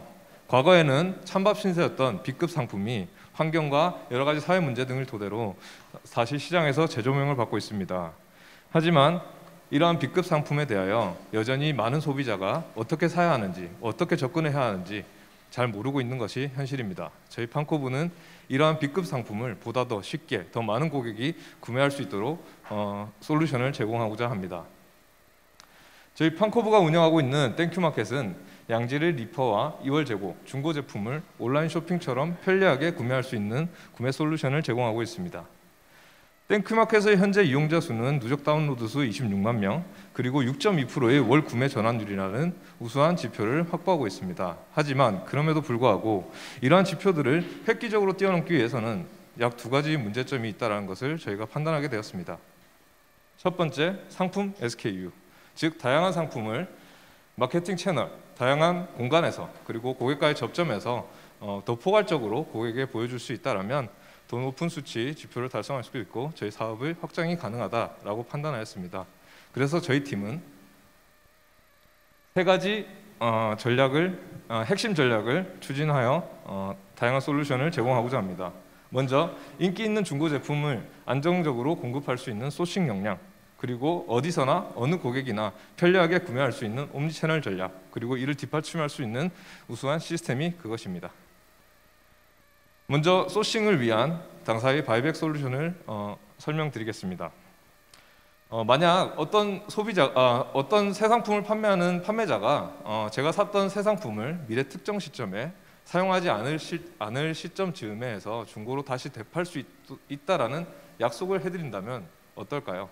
이 바이백 서비스는 새 상품 구매자가 사용기한이 제한된 고가 프리미엄 제품을 구매 시에 특정 기간 이후에 다시 중고로 재판매할 수 있는 권리까지 포함하여 판매하는 솔루션입니다. 이를 통하여 새 상품 구매자는 편리하게 제품을 구매할 수 있고, 판코브는 그러한 중고 제품을, 양질의 우수한 중고 제품을 편리하게 그리고 안정적으로 확보할 수 있다는 장점이 있습니다. 그렇다면 지금 이미 개인 간 거래가 이렇게 활성화되어 있는데 누가 기업에게 중고 제품을 팔겠어? 라는 의문이 있으실 것으로 판단됩니다. 여기서 보시는 바와 같이 새 상품 판매량 대비 중고 전환율은 여전히 극히 낮은 수치를 기록하고 있습니다. 그럼 왜 그럴까요? 귀찮고 불편하고 그리고 사기와 같은 범죄 문제에 노출되기 싫어하는, 그걸 꺼리는 소비자들이 여전히 중고 거래를 하지 않고 있다고 판단합니다. 그럼에도 불구하고 파타고니아와 같은 브랜드 히스토리에 열광하듯이 사람들은 사회와 환경 문제에 기여하고 싶어하는 욕구를 가지고 있습니다. 저희는 그러한 페르소나에 집중하고 있습니다. 바이백을 통하여 새 상품 구매자는 미래에 중고로 쉽게 그 제품을 내놓을 수 있고요. 또 우리에게 그 중고 제품을 구매하는 구매자는 사기 걱정 없이 편안하게 그 제품을 구입할 수 있습니다. 아울러 제조 유통사 또한 ESG 경영에 간접적으로 참여하는 효과를 가져올 수 있습니다. 바이백을 가능하게 하기 위하여 판코브는 중고거래 활성도와 잔존 가치율 등 다양한 지표를 토대로 판코브 리셀랭크를 개발하여 운영하고 있고요. 다양한 지표를 토대로 중고 가격 자동 추정 알고리즘 또한 개발하여 운영하고 있습니다. 중고차를 구매하신 분들은 아시겠지만 가장 인기 있는 중고차가 무엇일까요? 바로 무사고 그리고 1인 차주 차량입니다. 즉 제품에 문제가 없다면 한 사람의 소비자가 주인만을 거쳐간 중고 제품에 대하여 사람들은 그 제품을 더 높은 가치를 평가하고 있다고 하는데요. 판코브는 이러한 바이백 솔루션을 통하여 인기 있는 중고 제품을 전문적으로 유통하는 역량을 보유할 수 있게 됩니다. 다음으로 오프라인 확장 전략을 통한 옴니채널 전략입니다. IT 기업인 판코브가 왜 오프라인을 논하고 있을까요? 오프라인 채널은 여전히 지향해야 할 채널일까요? 저희 생각은 조금 다릅니다. 이미 일본의 유니콘인 메루카리를 보면 아시겠지만 중고거래에 참여하지 않는 소비자들을 위하여 중고 체험 매장을 지속 운영하고 있고요. 이를 좀 더 확장하고 있습니다. 아울러 리퍼브 매장들은 온라인 단독 채널만으로도 연매출 수백억에서 수천억 원대의 매출을 내고 있습니다. 판코브는 이처럼 오프라인 고객과의 접점을 극대화하여 온라인과 접목하여 옴니채널을 통한 고객의 편의성을 제공하고자 합니다. 현재 이마트의 제안으로 연내 이마트 상위 점포 수개점을 오픈 예정에 있고요. 그 외 탑마트 및 유코아 일부 점포는 제가 직접 영업을 통하여 입점을 추진하고 있습니다.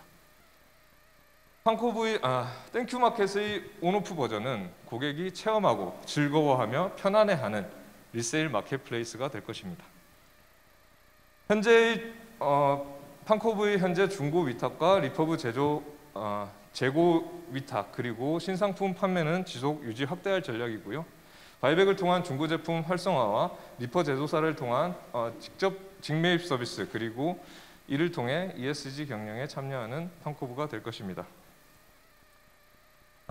기존의 땡큐마켓의 불특정 다수의 제품을 창고를 통해 매입하던 서비스에서 발생하는 비율을 수정해서 위탁 중고를 활성화하고 오프라인 진출을 통해 성장의 발판을 마련할 것이고요.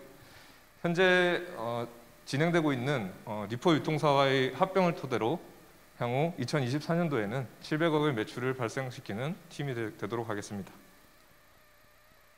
당사의 대표이사는 사업관리 역량을 보유하고 있는 우수한 대표자이고요. 가두점 및 대형마트 영업 이력을 갖고 있는 영업 전문가 그리고 마케팅 전문가 그리고 박사급 개발자 등 팀원들이 이를 뒷받침하고 있습니다. 이상으로 판코브의 발표를 마치겠습니다. 감사합니다. 네. ESG 경영이라는 것이 처음에는 투자자분들의 투자 지표로부터 시작이 되었다고 하는데요. 요즘에는 되게 유행하고 있는 지표인 것 같습니다. 그런 측면에서 질문해 주시기 바랍니다. 네, 발표 잘 들었습니다. 저희 바이백 프로세스 관련해서 이제 장표를 하나 보여주셨는데, 그러면 기존의 고객이 새 제품을 사서 사용을 하다가 저희 회사 판코브에 바이백을 요청을 해서 그거를 일종의 중고 가격을 평가해서 저희가 매입하는 형태라고 저는 이해를 했는데, 네. 이게 첫 번째 새 상품을 구입했는지에 대한 검증은 어떤 방식으로? 새 제품을 저희가 판매한다라는 내용이고요. 그래서 새 제품을 저희에게 샀던 구매 고객에 대해서 바이백을 미리 약정해 드리는 겁니다. 그렇게 되면은 왜 요즘 소비자들은 굉장히 다양한 방식의 이 구매처들이 있잖아요. 뭐 할인이라든지 뭐 카드라든지 여러 가지 새 상품을 구입하는 방법들이 있으실 텐데, 저희를 통해서만 구입한 고객이 저희의 바이백 프로그램 대상이 된다라고 하면 초기에 이 검증된 제품에 대한 확보, 물량 확보가 굉장히 좀 제한적일 수 있을 것 같은데, 그 부분에 대한 조금 물량 확보라든지 시장 확대 전략은 어떻게 세우고 계신가요? 네, 그 부분에 대해서 저희가 한 가지 시도를 했던 것은 엠베이비라는 유모차 전문 업체와의 협업을 한번 진행해 본 적이 있습니다. 그런데 바이백 서비스가 아직 시장에 알려지지 않고 그리고 테스트가 충족되지 않은 상황에서 엠베이비에서는 그 고객 데이터를 줄 수 없었던 부분이 있었고요. 그래서 지금 저희가 시도하는 부분은 개별적으로 저희 유통 루트를 통해서 구매하시는 고객들이 점차 많아짐에 따라 이 부분을 제조사와 협업을 통해서 제조사가 적극 참여하여 ESG 경영까지 같이 함께 할 수 있는 부분을 검토하고 있는 부분입니다. 그럼 저희가 새 제품 판매에 대한 어떤 온라인이나 오프라인 채널이 네. 다루고 있는 상품의 가짓수는 어느 정도 되시나요? 현재로서는 유모차 2개 라인을 하고 있고요. 과거에 테스트했던 제품들로는 유모차와 걸음마 보조기 그리고 DVD 플레이어 등 다양한 육아용품 쪽이었습니다. 저희가 원래 육아용품 중고거래에 집중하던 플랫폼이라서 초기에는 육아용품으로 진행을 했었고요. 향후에는 이런 부분을 악기나 취미용품 그리고 자전거, 고가의 자전거나 이런 쪽으로 점차 확대해갈 예정입니다. 그러니까 이제 이걸 처음에는 제품을 특정 제품에 한정했다가 점차 늘어가는 방식으로 진행하신다는 건가요? 네. 처음부터 모든 중고 제품을 다 이런 게 아니고? 예, 모든 중고 제품을 했던 방식이 과거의 땡큐 마켓이고요. 그렇게 하다 보니 제품을 특정할 수도 없었고 제품마다의 모든 분량들을 다 컨트롤할 수가 없었습니다. 그래서 저희가 이런 사업을 테스트를 해보고 나니 이 부분은 좀 더 고가의 프리미엄 제품 그리고 사용 기간이 짧으면 짧을수록 더 좋은 적합한 제품이라고 판단을 하고 그런 제품들에 좀 집중을 하고 있고요.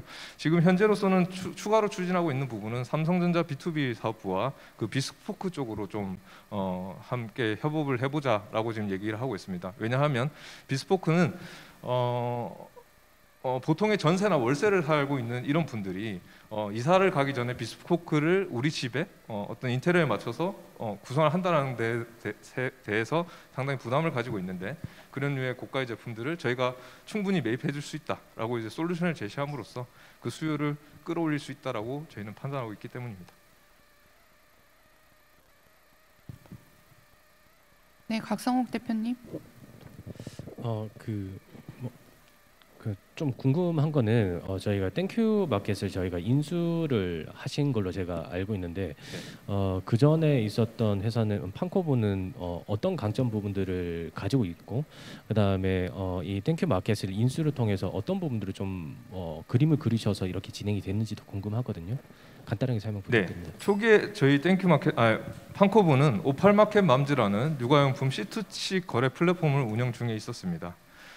그러던 와중에 육아용품 중고거래에 대한 그 색깔이 동일하다고 해서 투자자분을 통해 그 땡큐마켓 인수를 제안받았고요. 저희가 바라봤던 땡큐마켓은 직매입을 통하여 고객에게 사기 걱정 없이 편리하게 제품을 판매한다는 부분에서 좀 강점이 있다고 생각했습니다. 왜냐하면 초기 오팔마켓 맘즈는 중고거래의 사기 문제를 해결하는 어떤 솔루션을 제공하고자 했었고요. 그래서 이러한 땡큐마켓을 이미 활성화되어 있는 지표와 오팔마켓 맘즈의 그 차별화된 기술력을 접목한다라면 저희가 충분한 시장 우위를 가질 수 있을 것이다라고 판단했기 때문에 인수를 진행하게 되었습니다. 네, 또 다른 질문 사항 있으신가요? 네, 강민석 이사님. 시간 다 됐는데 질문해도 괜찮을까요? 괜찮습니다. 2분 남았습니다. 네. 저희 계속해서 이거 새 상품, 그러니까 중고 리셀까지 쭉 끌고 가려면 새 상품 소싱을 계속 하셔야 되는데, 현재까지는 그게 어느 정도의 속도로 세일즈가 되고 있나요? 지금 새 상품의 경우에는 세일즈 속도를 그렇게 내고 있지는 않습니다. 왜냐하면 저희가 꼭 필요한 제품에 대해서만 진행을 해야 된다고 판단을 하고 있고요. 저희가 핸들링할 수 없는 새 상품에 대해서는 사실 저희는 관심이 없습니다. 그래서 리퍼브와 중고에 좀 더 집중을 하고 있고요. 새 상품의 경우에는 아까 말씀드렸듯이 좀 고가의 프리미엄 제품들에 대해서만 좀 집중 영업을 진행하고 있고요. 아무래도 지금 제조사들이 중고거래에 대해서 상당히 불만이 많으세요. 그래서 그런 부분을 저희 바이백 솔루션을 충분히 좀 설득을 시키면서 가져와야 돼서 약간의 시간은 좀 소요가 되고 있다라고 말씀드려야 될 것 같습니다. 그러면 현재 회사에서 주력으로 지금 조금 집중하는 부분은 리퍼브 매입과 유통 판매라고 보면 될까요? 예, 리퍼브 유통과 판매이고요. 그리고 중고 제품을 확보하기 위한 바이백 솔루션이라고 판단해 주시면 될 것 같습니다. 네, 알겠습니다. 네, 이상으로 발표를 마치겠습니다. 큰 박수 부탁드립니다. 네, 세 번째 피칭 기업입니다. GIF 코리아입니다. 화학물질 재난사고 예방 및 관리를 위한 무선 그래핀 센서 시스템을 개발하고 있습니다. 안현수 대표님, 피칭 시작하겠습니다. 안녕하세요. GIF 코리아 안현수입니다. 마스크 벗고 해도 되신다고 해서 양해를 주고 하겠습니다. 저희는 그래핀, 카본블렛 등 유해 화학물질 누출 시장의 소재 베이스의 센서 회사입니다. 그래서 오작동이 없는 센서를 시장에 저희가 제공해드리고 안전적인 모니터링 시스템을 구축하는 회사. 그래서 사회적 안전망을 구축하는 회사입니다. 이러한 화학물질 사고는 단 한 건만이라도 큰 재난 사고가 발생될 수 있습니다. 우리가 흔히 아는 구미 불산 누출 사고를 보시게 되면 이를 통해서 막대한 재산 피해와 인명 피해가 발생이 됐고, 또한 2차적으로 환경적인 피해도 복구하는 데 시간이 많이 걸렸다는 것을 확인할 수 있었습니다. 따라서 정부에서는 15년도에 화관법을 제정해서 이 법규를 통해서 화학물질의 안전을 추구했는데, 그럼에도 불구하고 사고는 줄어들지 않고 있고 2019년 이후부터는 사고가 다시 증가하는 추세로 확인할 수 있었습니다. 그래서 이런 사고 원인을 살펴보면 시설 결함이나 누출이 확인됩니다. 그래서 이런 누출은 배관의 프렌지, 이음새 부분에서 발생이 되고 노후화에서 발생이 됩니다. 그래서 따라서 우리는 이런 실제 발생되는 발생원에 대한 누출에 대해서 관심을 가져야 될 것입니다. 그래서 우리 기업들은 이런 사고를 미연에 방지하고자 보시는 것처럼 바닥에 밴드형 센서와 포인트 센서를 설치를 했으나 기술적인 한계를 극복하지 못하고 오작동이 발생이 되고 실제 누출된 이후에 알 수 있는 제품이며 또한 사고 이후에 정확한 누출 포인트를 확인할 수가 없어서 초기 대응이 늦습니다. 그래서 아까 말씀드렸던 우리는 이런 발생원에 대해서 센서화가 돼야지 사고 예방이 가능하다라고 생각을 합니다. 실제 우리 기업들은 이런 제품들이 오작동이 남에도 불구하고 현재는 딱히 솔루션이 없기 때문에 현장에서 사용을 하고 있습니다. 그래서 기술적인 한계를 확인해 보면 기존의 밴드 센서는 두 전류 사이에 전도성을 가진 액체가 떨어질 때 쇼 방식으로 알람이 울리고 포인트 센서 같은 경우는 광학 방식으로 해서 빛 굴절에 의해서 생깁니다. 그래서 많은 오작동이 발생이 되고 실제 발생원에 대해서 센서화를 적용하기가 어렵습니다. 실제 누출을 확인해 보면 이런 발생원에서 화학물질이 비산으로 발생이 되고 전체적으로 화학물질 누출 사고가 발생이 됩니다. 저희가 하려는 솔루션은 이런 발생원에 오작동이 없는 센서를 설치를 해서 사고 예방을 위한 모니터링 시스템을 안정적으로 제공해 드리고 환경안전 규제 대응하고 누출 반응 예방을 가능한 시스템을 드리면서 개발이 완료된다고 하면 국내외 발생원에 대한 검출 센서가 될 것으로 확신하고 있습니다. 정리를 해보면 저희 제품은 실제 발생원에 대한 배관 부분 포렌지 부분에 설치가 되고 오작동이 없으며 누출 지점이 확인이 가능하기 때문에 사고 예방이 가능한 차별성을 가지고 있습니다. 이러한 저희 비즈니스 모델을 가지고 있는 시장 자체는 정책 트렌드에 따라서 지속적으로 증가를 하고 있고 저희는 이 부분에 진입하기 위해서 비저블 센서와 디지털 센서 군으로 나눠서 사업을 진행하고 있습니다. 실제 저희 비저블 센서 같은 경우는 시장에 판매가 되고 있는 제품으로 다양한 고객풀을 확보를 할 수가 있었습니다. 저희는 나노 소재, 나노 입장 기반 센서 소재로 해서 비저블 센서로 시장의 점검을 하기 위해서 시장을 저희가 확인해 봤습니다. 이 제품을 통해서 저희는 다양한 고객풀을 확인할 수 있었고 이 기술력을 바탕으로 부가적인 프로젝트들을 대기업들과 함께 진행하고 있고요. 이런 고객사 풀을 이용해서 저희가 개발된 유해물질 디지털 센서 쪽으로 넘어갔을 때 시장 진입이 바로 들어갈 수 있도록 하는 그런 구조를 마련해 놨습니다. 이런 저희가 하려는 사업에서 전체적인 시장 동향을 보면 전 세계적으로 유해물질 규제는 점점 심화되고 있고요. 국내도 마찬가지로 화학법이나 화판법, 잘 알고 계신 중대재해처벌법. 우리 기업들도 이런 부분에 자구적인 노력을 하기 위해서 벨프스라는 캠페인을 참가해서 실제 발생원에 대해서 이런 부분에 해결을 하고자 노력을 하고 있고요. 세계적으로도 이런 안전 시장에 대해서 추가적으로 시장 규모는 여태로 늘어나고 있고요. 국내도 마찬가지로 환경안전 투자액은 증가를 하고 있는 실정입니다.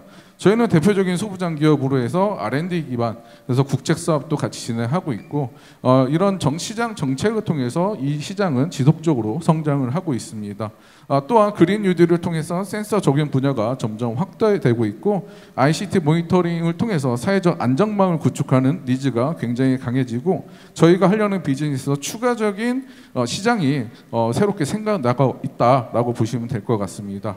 저희 비저블 사업부 같은 경우는 시장 점검에서 들어간 저희 제품은 실제 발생원에서 누출이 났을 때 확인할 수 있는 제품이고 이 제품으로 인해서 재구매율이 61%에 달하는 60%에 달하는 제품 성과를 거둘 수 있었고요. 이 제품의 기술을 통해서 다양한 업체들과 협업을 하고 있습니다. 삼성전자와 스프링클러 이슈를 해결하기 위해서 저희는 이미 납품을 했고 다음 달에 설치 예정이 됩니다. 횡전하게 된다고 하면 60억 규모의 매출로 이룰 것으로 판단되고 있고요. 삼성 로지텍과 저희가 협업한 부분도 마찬가지로 추후에는 저희가 횡전 개시 150억의 매출로 추가적으로 나올 것으로 예상이 되고 있습니다. 또한 삼성과 저희가 R&D 계약을 맺고 진행하고 있고 올해는 저희가 8천만 원의 R&D 계약을 맺고 상생 협력으로 넘어가서 2020년까지는 총 30억의 R&D를 진행할 예정에 있습니다. 이를 통해서 저희는 다양한 산업 분별 풀을 만들어 놨고 이를 통해서 저희가 디지털 산업에 진입했을 때 저희가 바로 시장 진입을 할 수 있는 교도부를 마련해 놨습니다. 저희가 하려는 이 발생원에 대한 센서는 소재 베이스로 해서 오작동이 없고 실제 미세 누출을 검주해서 안전적인 모니터링 시스템을 구축해 드리는 것. 저희는 이런 기본 제품과 다르게 소재 베이스로 해서 케미칼이 떨어졌을 때 팽창을 통해서 알 수 있는 제품으로 오작동을 저희가 해결했습니다. 이런 다양한 제품에 대한 검증을 통해서 기존의 300에서 350번의 결과치를 통해서 오작동을 해결했고요. 또한 저희가 이 제품에 대한 제조 원천 기술을 보유하고 있고 또한 분산과 코팅에 최적화에 대한 레시피를 보유하고 있습니다. 저희가 하려는 사업은 발생원에 대해서 오작동이 없는 센서를 제공해드리고 이를 통해서 안전적인 모니터링 시스템을 구축하는 것. 추후엔 저희가 IoT 서비스까지 저희가 할 예정에 있습니다. 1차적으로 프로토타입으로 개발을 했는데 우리 기업들과 미팅해본 결과 발생원에 대해서 직접적으로 포인트를 설치하면 좋겠다라는 니즈를 받아서 디자인 변경을 진행 중에 있고요. 이는 울산 지역에 있는 탱코리 차량에 적용해서 저희가 악조건 테스트를 진행할 예정에 있습니다. 이런 시장 규모는 3,600억 규모로 지속적으로 시장은 성장하고 있고요. 추후에는 3조의 시장까지 갈 것으로 저희가 생각을 하고 있습니다. 저희 비즈니스 모델은 저희가 고객사에 직접 판매하거나 대리점 또 MR 업체 통해서 판매를 하고 이를 통해 유지관리 매출에서 매출의 선순환을 이루겠다. 라는 게 저희 비즈니스 모델이고요. 이를 통해서 저희는 19년부터 꾸준히 매출이 올랐고 올해는 대기업과 함께 진행하는 프로젝트를 통해서 45억의 매출을 이룰 것으로 저희가 판단을 하고 있고 디지털 센서로 전환되는 시기 2024년에는 저희가 450억의 매출을 이룰 것으로 예상을 하고 있습니다. 이는 저희가 가지고 있는 고객사, 다양한 고객사 풀과 전국적으로 가지고 있는 저희 대리점 또한 저희가 제품의 업그레이드를 위해서 다양한 업체들과 함께 하고 있습니다. 이를 통해서 저희는 기업의 안정적인 ESG 경영 실천을 할 예정에 있고요. 26년부터 저희가 설립을 해서 화학물질 배관 시장에 선점을 해왔습니다.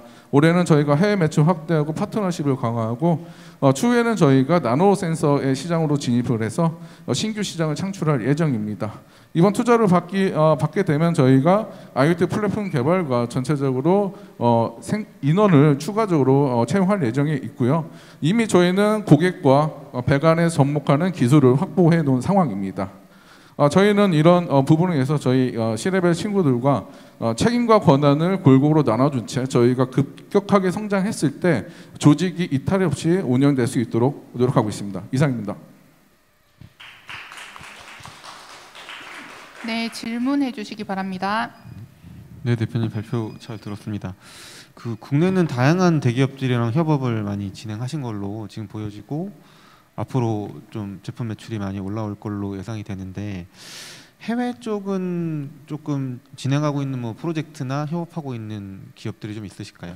예, 해외도 마찬가지로 저희가 국내와 마찬가지로 국내도 저희가 반도체 시장부터 진입을 했었는데 해외에도 지금 BOE나 대만에 있는 TSMC 이런 업체들 통해서 저희가 진행하고 있고요. 현재 국내 기업인 원익과 함께 대리점 계약을 맺고 해외 비즈니스도 아시아 중심으로 먼저 진행하고 있습니다. 지금 2024년에 450억 정도 예상하신 거는 그 해외 쪽도 다 지금 염두에 두고 잡아놓으신 계획이신가요? 예, 맞습니다.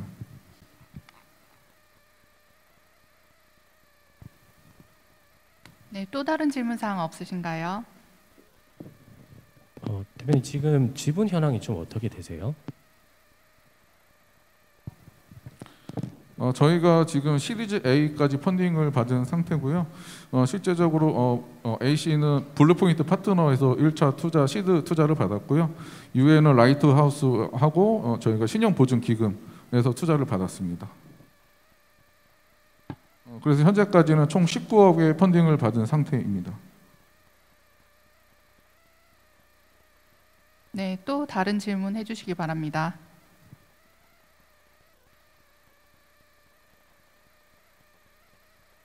혹시 오늘 오신 분들께서는 질문사항 없으신가요?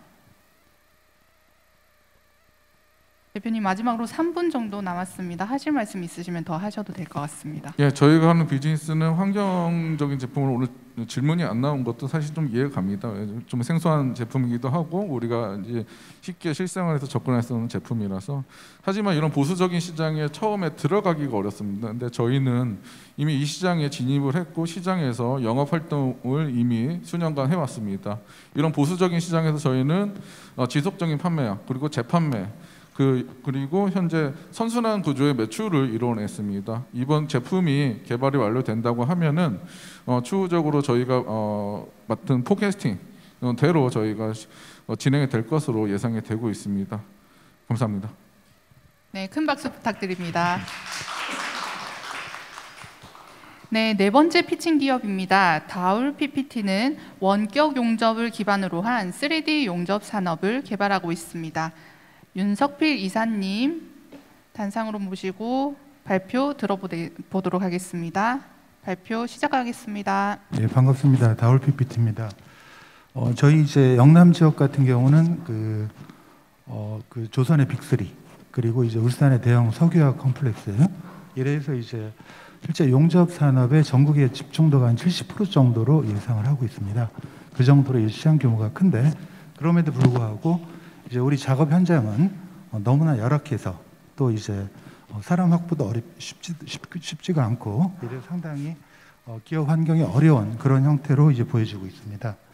저희는 이제 이 용접 산업을 3D 용접 산업을 친환경, 지능형 산업으로 바꾸고자 노력을 하고 있습니다. 지금 저희 그 산업 현장은 보시는 것처럼 그 작업 환경이 너무나 열악합니다. 이런 속에서 우리 용접사들이 용접 작업들을 수행을 하고 있고요. 그리고 현재 가장 큰 문제는 인력 수급난이 되겠습니다. 지금 생산 인구는 2016년부터 지속적으로 감소를 하고 있고 지금 이제 전국적으로 한 7만 5천 명 정도의 이제 근로 인력이 부족하다고 그 노동부에서 통계가 나올 정도입니다. 엊그제 이제 정부에서는 7만 3천 명의 해외 인력을 도입을 하겠다 이런 이제 발표까지 했던 이런 상황이죠. 근데 문제는 이제 우리 용접 분야 같은 경우는 기능이 있어야 됩니다. 그러니까 쉽게 이제 그런 인력을 해외에서도 확보하기가 어려운 이런 형태가 되겠죠. 그리고 이 분야는 이제 기술 개발이 취약한 분야입니다. 왜냐하면 그동안에 대기업이나 중소기업들이 전부 다 하청에 하청을 줘서 용접 작업을 합니다. 그러니까 이제 기술 개발할 여력이 없었다 이 얘기가 되겠죠. 이제 그 본장과 같이 이제 용접 분야 인력량 예를 들어 조선 분야를 예를 들자면은 10년 전에 인력 대비해서 지금은 50%가 안 됩니다. 물량은 지금 10년보다 훨씬 더 늘어난 상황인데 이제 인력 수급이 이렇게 어렵다라는 말씀이고 그래서 저희는 이제 이러한 열악한 용접 환경을 이제 원격 용접이나 로봇 용접, 궁극적으로 이제 무인 용접까지 개발을 해서 적용을 할 계획을 갖고 있습니다. 현재까지 개발된 기술을 보게 되면 이제 원지 웰딩이라는 것은 이제 배관을 돌려가면서 용접을 할 수 있는 기술입니다. 현재 동영상은 지금 현장에서 용접을 하고 있는 환경이고 보시다시피 엄청나게 환경이 좋지가 않은 상황이 되겠죠. 저희 방법은 이제 로봇으로 용접을 하는 이런 형태가 되겠고요. 환경 차이가 많이 나지 않습니까? 생산성도 역시 마찬가지고 한 4배 정도 차이가 납니다. 본 기술은 저희가 2020년도에 현대 엔지니어링 인도네시아에 수출을 해서 현재 적용을 하고 있고 그리고 무엇보다도 환경적인 부분인데 우리가 이제 현재 왼쪽에 있는 동영상처럼 이 용접 방법은 하단에 보게 되면은 이제 195mg의 그 유해가스가 발생이 됩니다. 근데 우리가 미세먼지가 이제 나쁨 수준이 80 마이크로입니다. 그럼 이보다도 한 2000배 농도가 높은 그런 가스가 발생이 되고 있다 이 얘기죠. 그럼 이런 환경에서 사람이 유입될 수가 있는 이런 시장 구조가 안 될 걸로 예상을 합니다. 두 번째는 이제 배관을 못 들 때 현장에서 설치를 할 때는 이제 사람이 360도 돌아가면서 용접을 해야 됩니다. 이 부분을 이제 장비가 돌아가면서 이제 저희는 이제 오비탈이라고 표현을 하는데 오비탈 용접을 이제 수행을 하는 이런 형태가 되겠고요. 넘어갔는데 이제 그리고 이제 원격 용접이라는 것은 저희가 원지 용접이든 5G 용접이든지 간에 전부 다 이제 그 이와 같이 이제 우리가 용접 장비 안쪽에 소형 용용 풀을 모니터링을 할 수 있는 카메라를 탑재를 해서 이제 원격으로 이제 그 용접 상황을 지켜보는 이런 형태가 되겠죠. 그래서 실제 물론 자동화 레벨도 많이 올라가야 되겠지만은 화상으로, 그러니까 모니터로 우리가 용접하는 상황을 보면서 원격으로 용접을 하는 것이 현재 상용화되어 있는 이런 상황입니다. 본 기술은 이제 작년에 이제 그 생산기술연구원의 기술 이전을 받아서 저희가 활용을 하고 응용 개발해서 활용을 하고 있습니다. 저희는 이제 지속적으로 이 용접 산업 분야의 이제 친환경적인 측면, 그 다음에 이제 그 고지능화 이런 쪽으로 이제 개발을 추구를 하고 있습니다. 그래서 그 관련된 산업 분야는 이제 해양 플랜트 조선, 그 다음에 이제 육상 플랜트 파이프라인 등 또 반도체 공장 이런 쪽에 다양하게 용접 분야가 존재를 하고 있습니다. 그래서 그 동안에 이제 업력은 짧습니다만은 이제 현대사무중공업이나 현대엔지니어링 쪽에 대기업하고 이제 실적 수출 실적과 이제 공급 실적을 갖고 있고 올해부터는 좀 더 확대를 하기 위한 노력을 하고 있습니다. 그리고 저희 이제 모델들은 이와 같이 한 6개 모델을 갖고 있고 이제 4개, 두 번째에서 5번째까지는 이제 실적을 갖고 있고 첫 번째하고 5번째, 6번째는 이제 현재 개발 단계에 있습니다.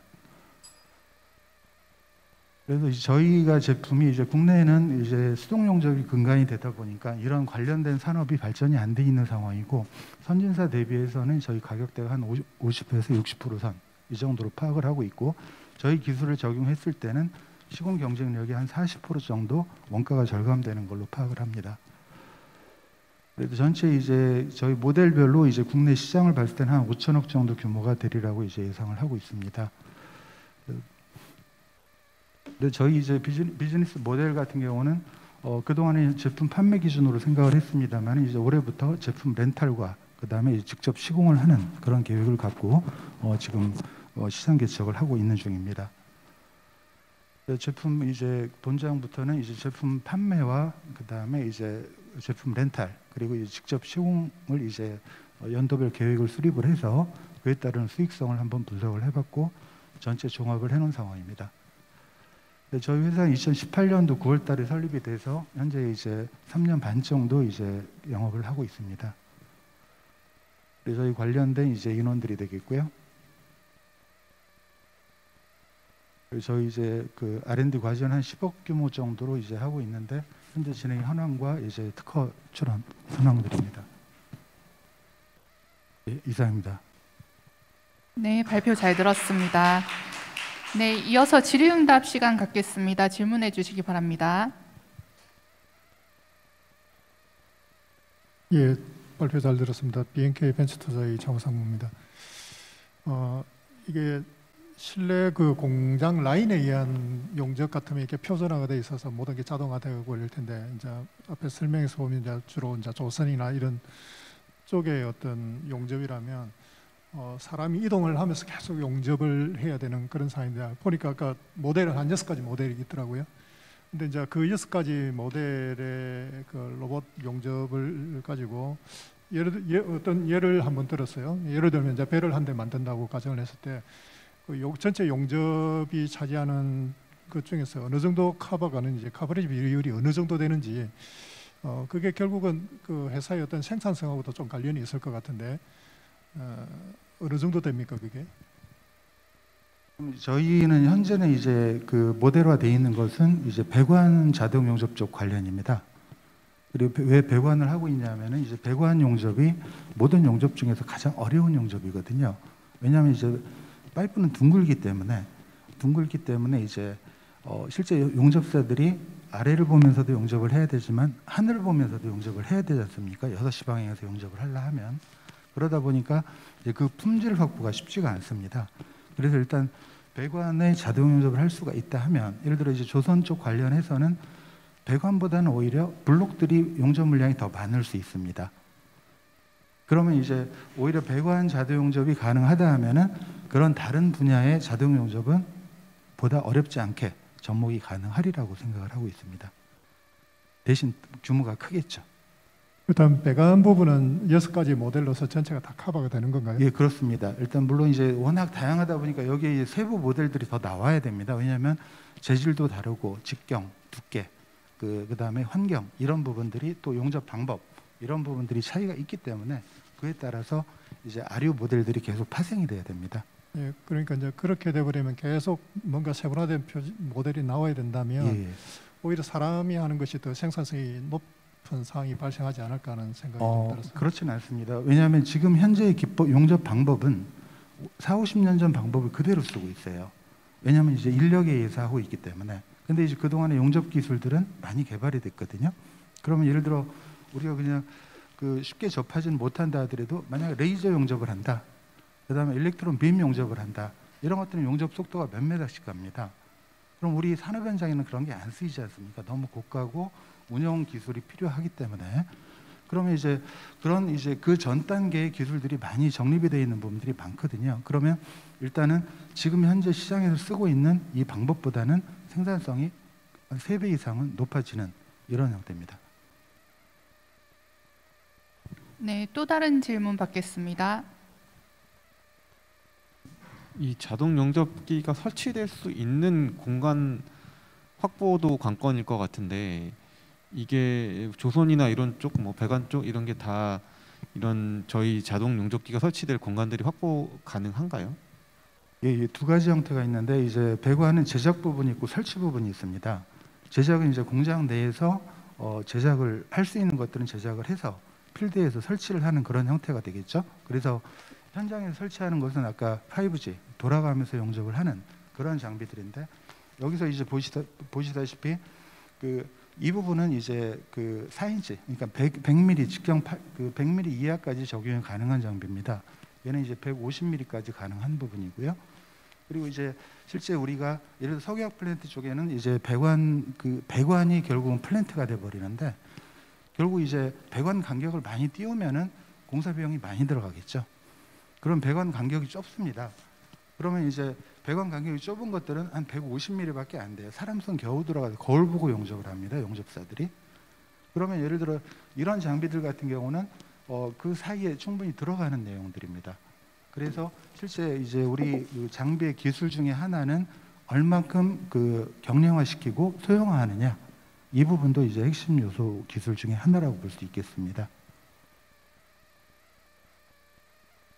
네, 또 다른 질문 없으신가요? 네. 네. 네, 대표님 발표 잘 들었습니다. 혹시 지금 투자를 유치하고자 하는 목적이 어떻게 되고 규모나 뭐 자금 사용 용도 그리고 그렇게 유치한 돈을 가지고 어느 지점까지 조금 성장이 가능할지 이런 것들에 대해서 대략적으로 말씀을 해주실 수 있을까요? 예, 저희가 지금 IR 활동을 하고 있는 이유는 이제 결국은 어떤 새로운 기술이라는 게 시장에 접목할 때까지는 상당한 시간이 소요가 됩니다. 왜냐하면 기존 시장 구조를 바꿔야 되기 때문이죠.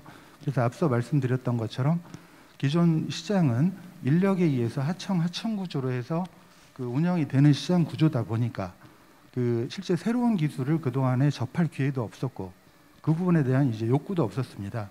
그렇지만 이제 현재로서는 인력 수급이 워낙 어렵다 보니까 그 필요성들이 이제 대두되기 시작을 했고 결국은 기술이라는 것은 필요에 의해서 개발되는 게 아니겠습니까?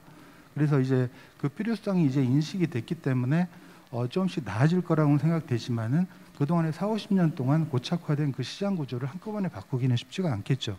왜냐하면 투자하는 오너 입장에서도 이 기술을 내가 알아야 정말 이게 효과가 있다라고 확신을 해야만이 투자를 할 수가 있겠는데 그런 경험이 없다는 얘기입니다. 따라서 저희는 이제 제품과 기술에 대한 렌탈을 선행을 하려고 하고 있고 또 필요하면 저희가 직접 시공을 해드리겠다 얘기죠.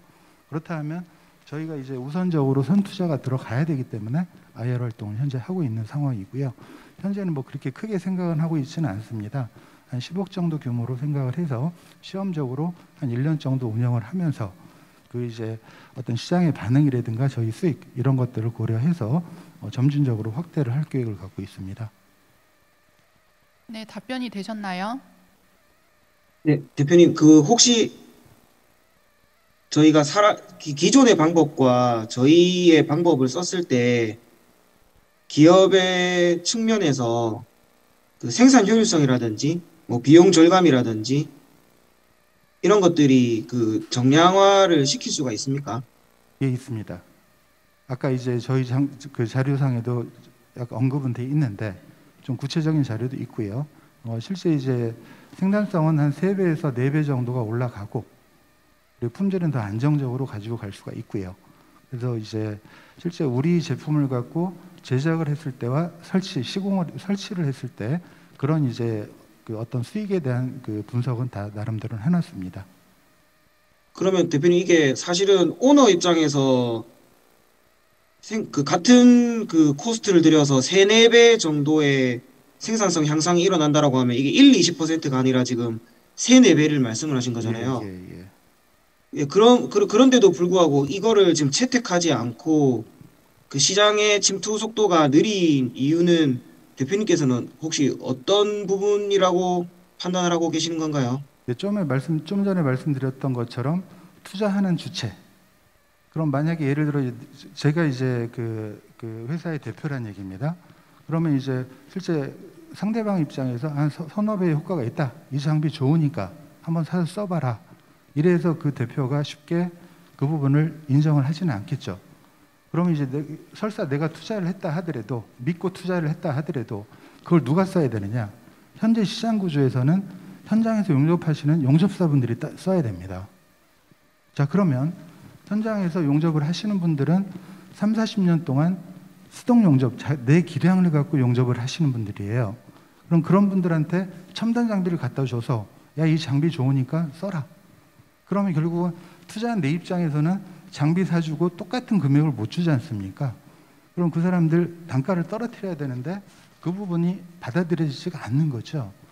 그래서 주체와 객체의 어떤 그 조화가 이루어지지 않는 게 아직은 현실입니다. 그래서 저희가 직접 들어가겠다 이렇게 계획을 하고 있는 거고요. 네, 대표님 이 정도로 답변이 된 것 같습니다. 투자금이 들어갔을 때 정량적인 생산성 증가 데이터를 주시면은 저희가 쿨리지 코너에 전달을 드리도록 하겠습니다. 네, 이상으로 발표를 마치겠습니다. 큰 박수 부탁드립니다. 5번째 기업입니다. 주식회사 ICU 코퍼레이션입니다. 소아사시 비수술적 치료를 위한 디지털 치료제를 개발하고 있습니다. 김동혁 대표님 발표 바로 시작하겠습니다. 네, 반갑습니다. 저는 주식회사 ICU 코퍼레이션의 검안사 김동혁입니다.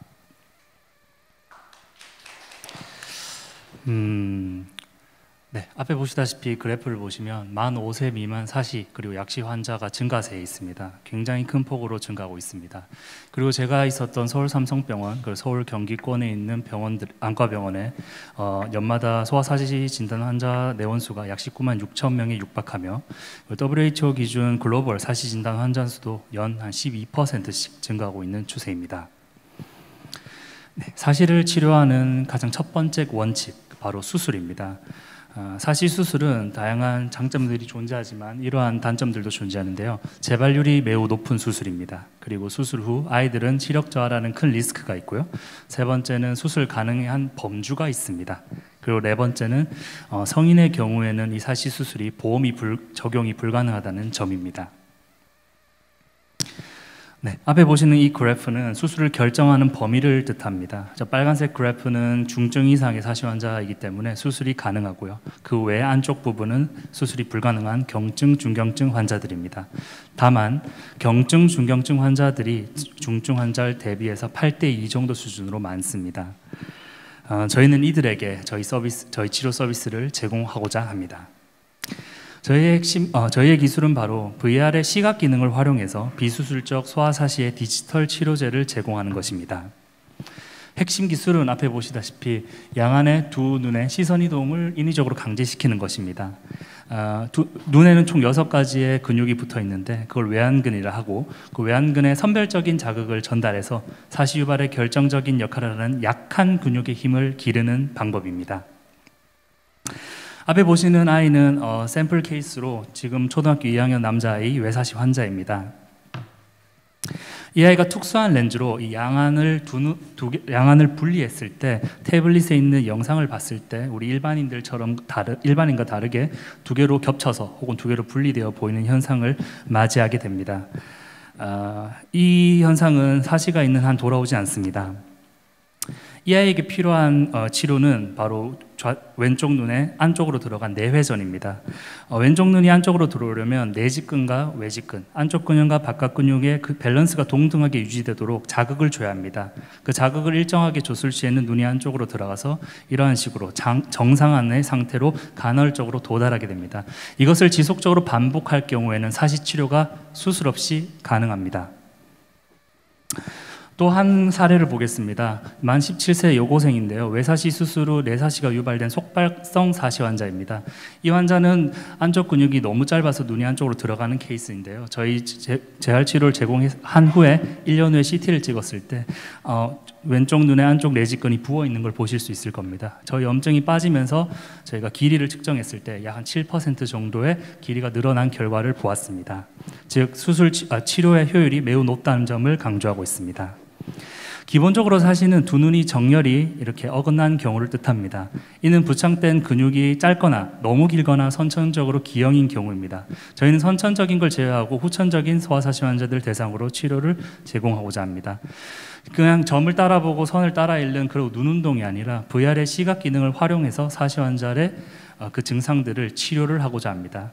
VR은 두 눈을 기본적으로 분리합니다. 그래서 사시 환자들이 봤을 때는 이렇게 두 개로 분리가 됐다가 저희가 특수한 프로그램을 적용하면 이렇게 하나로 모이게 됩니다. 이걸 저희는 파눔의 융합건역에 들었다 하고 저희는 이것을 상해 이동을 통한 머슬 치료라고 명명하였습니다. 그렇다면 왜 태블릿이나 종이 이런 점선을 따라가는 치료가 아닌 VR을 택했을까요? 저희는 이 VR 특유의 외안근 자극에 적합한 시각적 우위성이 있다고 판단하였습니다. 180도를 통해서 이렇게 눈을 따라오는 운동보다는 360도 전체적으로 시각 자극을 받을 수 있는 VR이 조금 더 치료의 효율이 좋다고 가설을 세웠었습니다. 실제로도 평면 주시 대비 효율이 매우 높았습니다. 기본적으로 따라 움직이는 것은 그냥 1차적인 순차적인 외안근 자극에 불과하였는데요. VR은 선별적으로 필요한 근육의 자극이 가능하였고, 두 번째는 다양한 근육을 동시에 자극 가능했기 때문에 매우 효율이 높다고 판단을 하고 있습니다. 그리고 점과 선을 따라보는 재활 치료에 비해서 저희는 아이들의 치료 참여율을 높이기 위해 제가 있었던 라이엇 게임즈나 유튜브, 내셔널 지오그래픽으로부터 영상을 조달받아 특수한 필터링을 거친 후에 치료 콘텐츠로 활용을 하고 있습니다. 네, 저희는 대구가톨릭대학교 병원과 간이 임상을 수행하였습니다. 총 외사시 883명과 내사시 207명에게 치료를 제공을 하였고요. 외사시는 99%, 내사시는 86%가 개선된 결과를 얻었습니다. 또한 CT, 아까 말씀드렸다시피 CT 촬영 결과 근성장이 필요한 근육이 근성장이 필요 없는 근육에 비해 치료를 제공받았을 때 평균적으로 7% 정도 늘어난 결과를 얻어냈습니다. 네, 저희의 목표는 이겁니다. 수술은 재발률이 매우 높기 때문에 2에서 3회 정도 수술을 거쳐야 되고 비용은 4에서 500만 원 상당히 듭니다. 저희는 이 비용을 55% 정도 수준으로 낮출 계획이고 수술과 동등한 치료 효율을 보여드릴 것이며, 그리고 재발률이 80%에서 10%가량으로 줄이는 것이 저희의 목표입니다.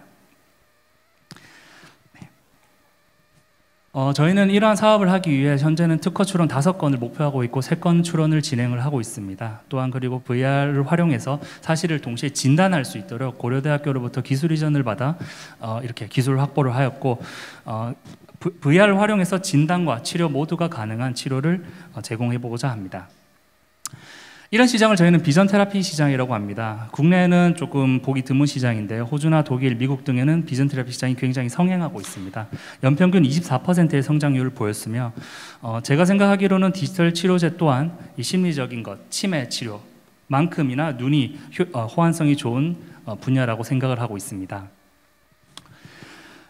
저희는 만 5세에서 만 20세 재활 치료가 가능한 소아사시 환자들이 저희의 메인 타겟입니다. 비수술적으로 사시 치료를 제공하였을 때 저희의 총 토탈 추산치는 약 시장 8,180억 원으로 추산이 되고 있습니다. 이것을 판매하기 위해 저희는 2가지 트랙을 지금 제공을 하려고 하고 있는데요. 첫 번째는 지금도 진행 중인 내원 치료입니다. 병원이나 가까운 검안센터, 안경원에 방문해서 치료하는 방법과, 그리고 내년 3분기에 런칭하게 될 가정치료, 이것은 VR을 렌탈을 하여 월 사용료 25만 원으로 최대 4에서 5개월 정도의 치료 커리큘럼을 제공해 보고자 합니다. 저희는 올해 2월 9일 날 법인을 설립하였습니다. 저희 올해 매출 목표는 5천만 원이고요. 올해는 시드 투자 유치와 내년에 팁스까지 한번 도전을 해보려고 합니다. 그리고 저희의 VR 치료 10개의 병원에 동시에 도입되는 시기를 2023년 3분기로 지정을 하였습니다. 네, 저희는 이렇게 비수술적 치료를 제공하고 있는 검안 센터로부터 시작을 했습니다. 저희 목표는 5천만 원인데요. 현재 4개월 기준 벌써 5천만 원 훌쩍 넘었고요. 그리고 대웅제약과의 8월에 수행되는 연구자 임상을 진행을 하려고 준비를 하고 있고, 그리고 학술 논문 확보와 그리고 2건의 상표, 5건의 특허 출원을 진행 중에 있습니다. 네, 저희는 ICU 비전 케어라는 저희만의 검안 센터를 북면에 보유하고 있습니다. 그리고 여기 앞에 있는 마산 기만과에서도 저희 치료를 제공을 하고 있고요. 내년에는 고려대학교 안암병원과 저희 기술 이전을 받아 VR을 활용한 사시 진단기를 R&D를 이제 진행을 하려고 하고 있습니다. 저는 항저우 아시안 게임 올해 e스포츠 팀의 안구 재활을 맡고 있는 코치로 또 재직을 하고 있습니다. 물론 공식적인 재직은 아닌데요. 그래서 항저우 이렇게 국가대표 검안사로서 저는 이러한 치료 프로세스를 만드는데 경쟁력이 있다고 생각을 합니다. 이러한 인사이트를 기반으로 시기능 이상을 넘어 시교정 분야에 대한 연구 개발까지 이루어 보고자 합니다. 소아사시뿐만 아니라 약시, 짝눈, 소아근시, 시기능 이상까지 이렇게 확장 가능한 목표 시장을 구축 중입니다. 저희는 총 25년차 검안사 경력으로 이루어진 검안팀입니다. 이제 중간에 사내 이사님은 저희 콘텐츠를 특정한 필터를 제공해서 치료제를 만들어 주시는 이제 콘텐츠 디렉터시고요. 저희 3명은 총 25년차 검안사로 이루어진 특수한 검안팀입니다. 성공적인 사업화를 위해서 저희는 삼성 시랩 출신의 개발팀을 보유하고 있고요. 그리고 김성수 안과의와 그리고 김다음 이제 웹툰 작가를 포함한 마케팅 팀까지 좀 재밌는 마케팅으로 안과나 아이들에게 재밌는 콘텐츠를 제공하고 있습니다. 그리고 저는 검안사 김동혁입니다. 검안사 직업은 안과 의사와 관장하는 안질환과 다르게 시기능, 즉 잘 볼 수 있도록 도와드리는 직업입니다. 아마도 여기 보시면 처음 들어보시는 분들이 많으실 것 같습니다. 저는 여러분들이 알게 된 대한민국의 첫 번째 검안사로서 꼭 이 비즈니스를 성공시키고 싶습니다. 감사합니다. 네, 질문 들어가겠습니다. 네, 대표님 잘 들었습니다. 시리즈벤처스 곽성욱입니다. 반갑습니다. 그 비전 케어 관련해 가지고 외국 같은 경우에는 굉장히 많이 활발하게 진행이 되고 있잖아요. 미국 시장 같은 경우에도. 근데 국내 같은 경우에는 아직까지 시장이 열리진 않은 것 같아요.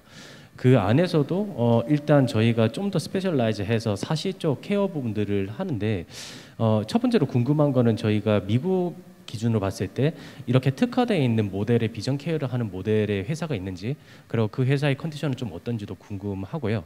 대표님께서 보실 때 우리의 모델이 비전 케어에서 스페셜라이즈한 파트가 국내에는 어느 정도의 조금, 왜냐하면 이게 좋은 서비스가 나온다고 모든 고객들이 쓰는 건 아니다 보니까 그런 부분들은 좀 어떻게 생각하시는지 그 하나랑요.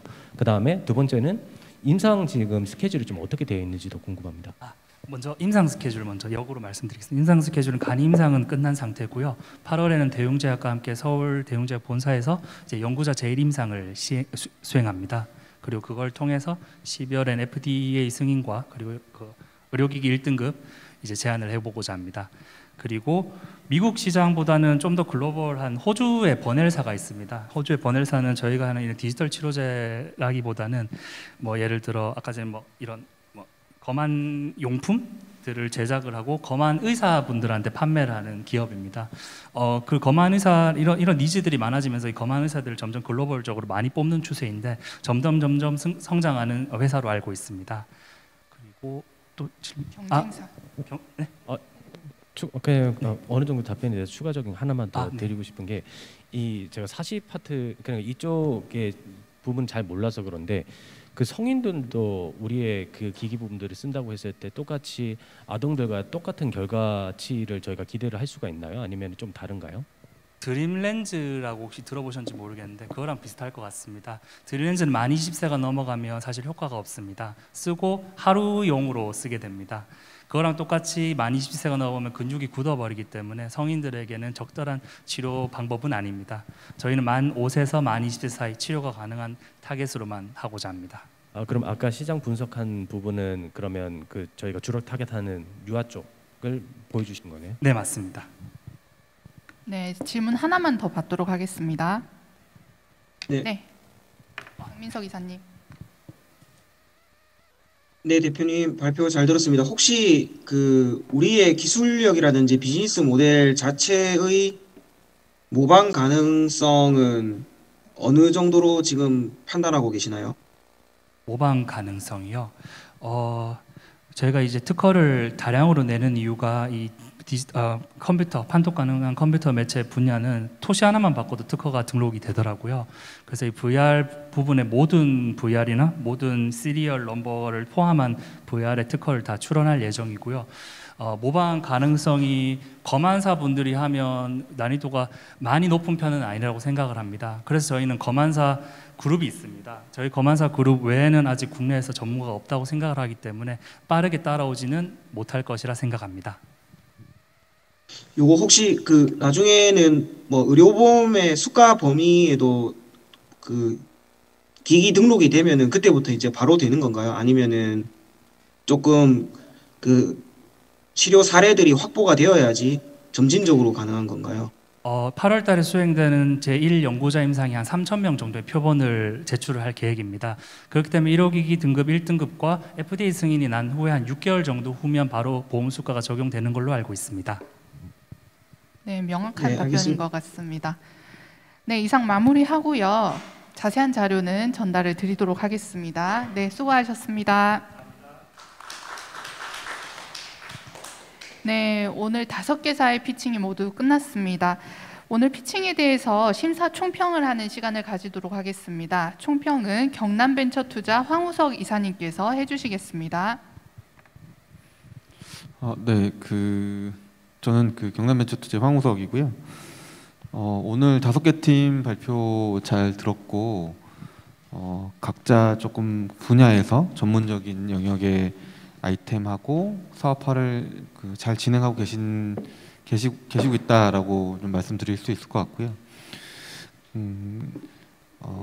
각 회사마다 조금씩 하고 계시는 아이템이나 시장이 뭐 다르기는 하지만 전체적으로 고객이 갖고 있는 문제를 해결하고자 하는 부분에서는 다들 좀 정확하게 그리고 그 고객 니즈를 좀 잘 파악해서 저희가 새로운 솔루션을 잘 제시하고 계시는 것 같고, 다만 이제 회사들마다 이제 시장에 진입하는 전략이라든지 시장에 진입한 뭐 수준이라든지 이런 것들은 조금 차이점이 있으신 것 같아요. 근데 다들 기본적으로 고객 문제 정의가 잘 되어 있기 때문에 순차적으로 뭐 시장에 좀 잘 진입하실 수 있는 근거는 충분히 잘 가지고 있다라고 판단했습니다. 전반적으로는 오늘 뭐 부산울산 경남에 있는 기업들 뭐 제 기대보다는 더 높은 수준의 기업들이 좀 많이 참여를 해주신 것 같고, 앞으로도 뭐 정기적으로 행사가 진행되는 것으로 알고 있는데 향후에도 뭐 좋은 기업들이 많이 참여하는 부울경을 대표하는 뭐 데모데이 행사로 좀 자리 잡을 수 있지 않을까, 그렇게 말씀드릴 수 있을 것 같습니다. 네, 이상입니다. 네, 애정어린 총평이었다고 생각합니다. 네, 마무리하는 의미에서 다 같이 큰 박수 한번 치겠습니다. 네, 지금 오늘 심사위원분들께서 지금 부울경 지역에 자리 잡으신 지 한 5, 6년이 되는 것 같습니다. 참 꾸준히도 노력을 해주신 것 같다는 생각이 들고요. 오늘 참석해주신 부산 울산 센터의 직원분들께서도 정말 꾸준히 많은 노력을 하고 있습니다. 오늘 참여하신 스타트업들이 계속해서 저희 센터를 문을 두드려 주시고 더 성장하시는 것을 보면서 저희도 뿌듯함을 느끼도록 하겠습니다. 이상 모든 행사를 마치도록 하겠습니다. 큰 박수로 마무리하겠습니다. 감사합니다.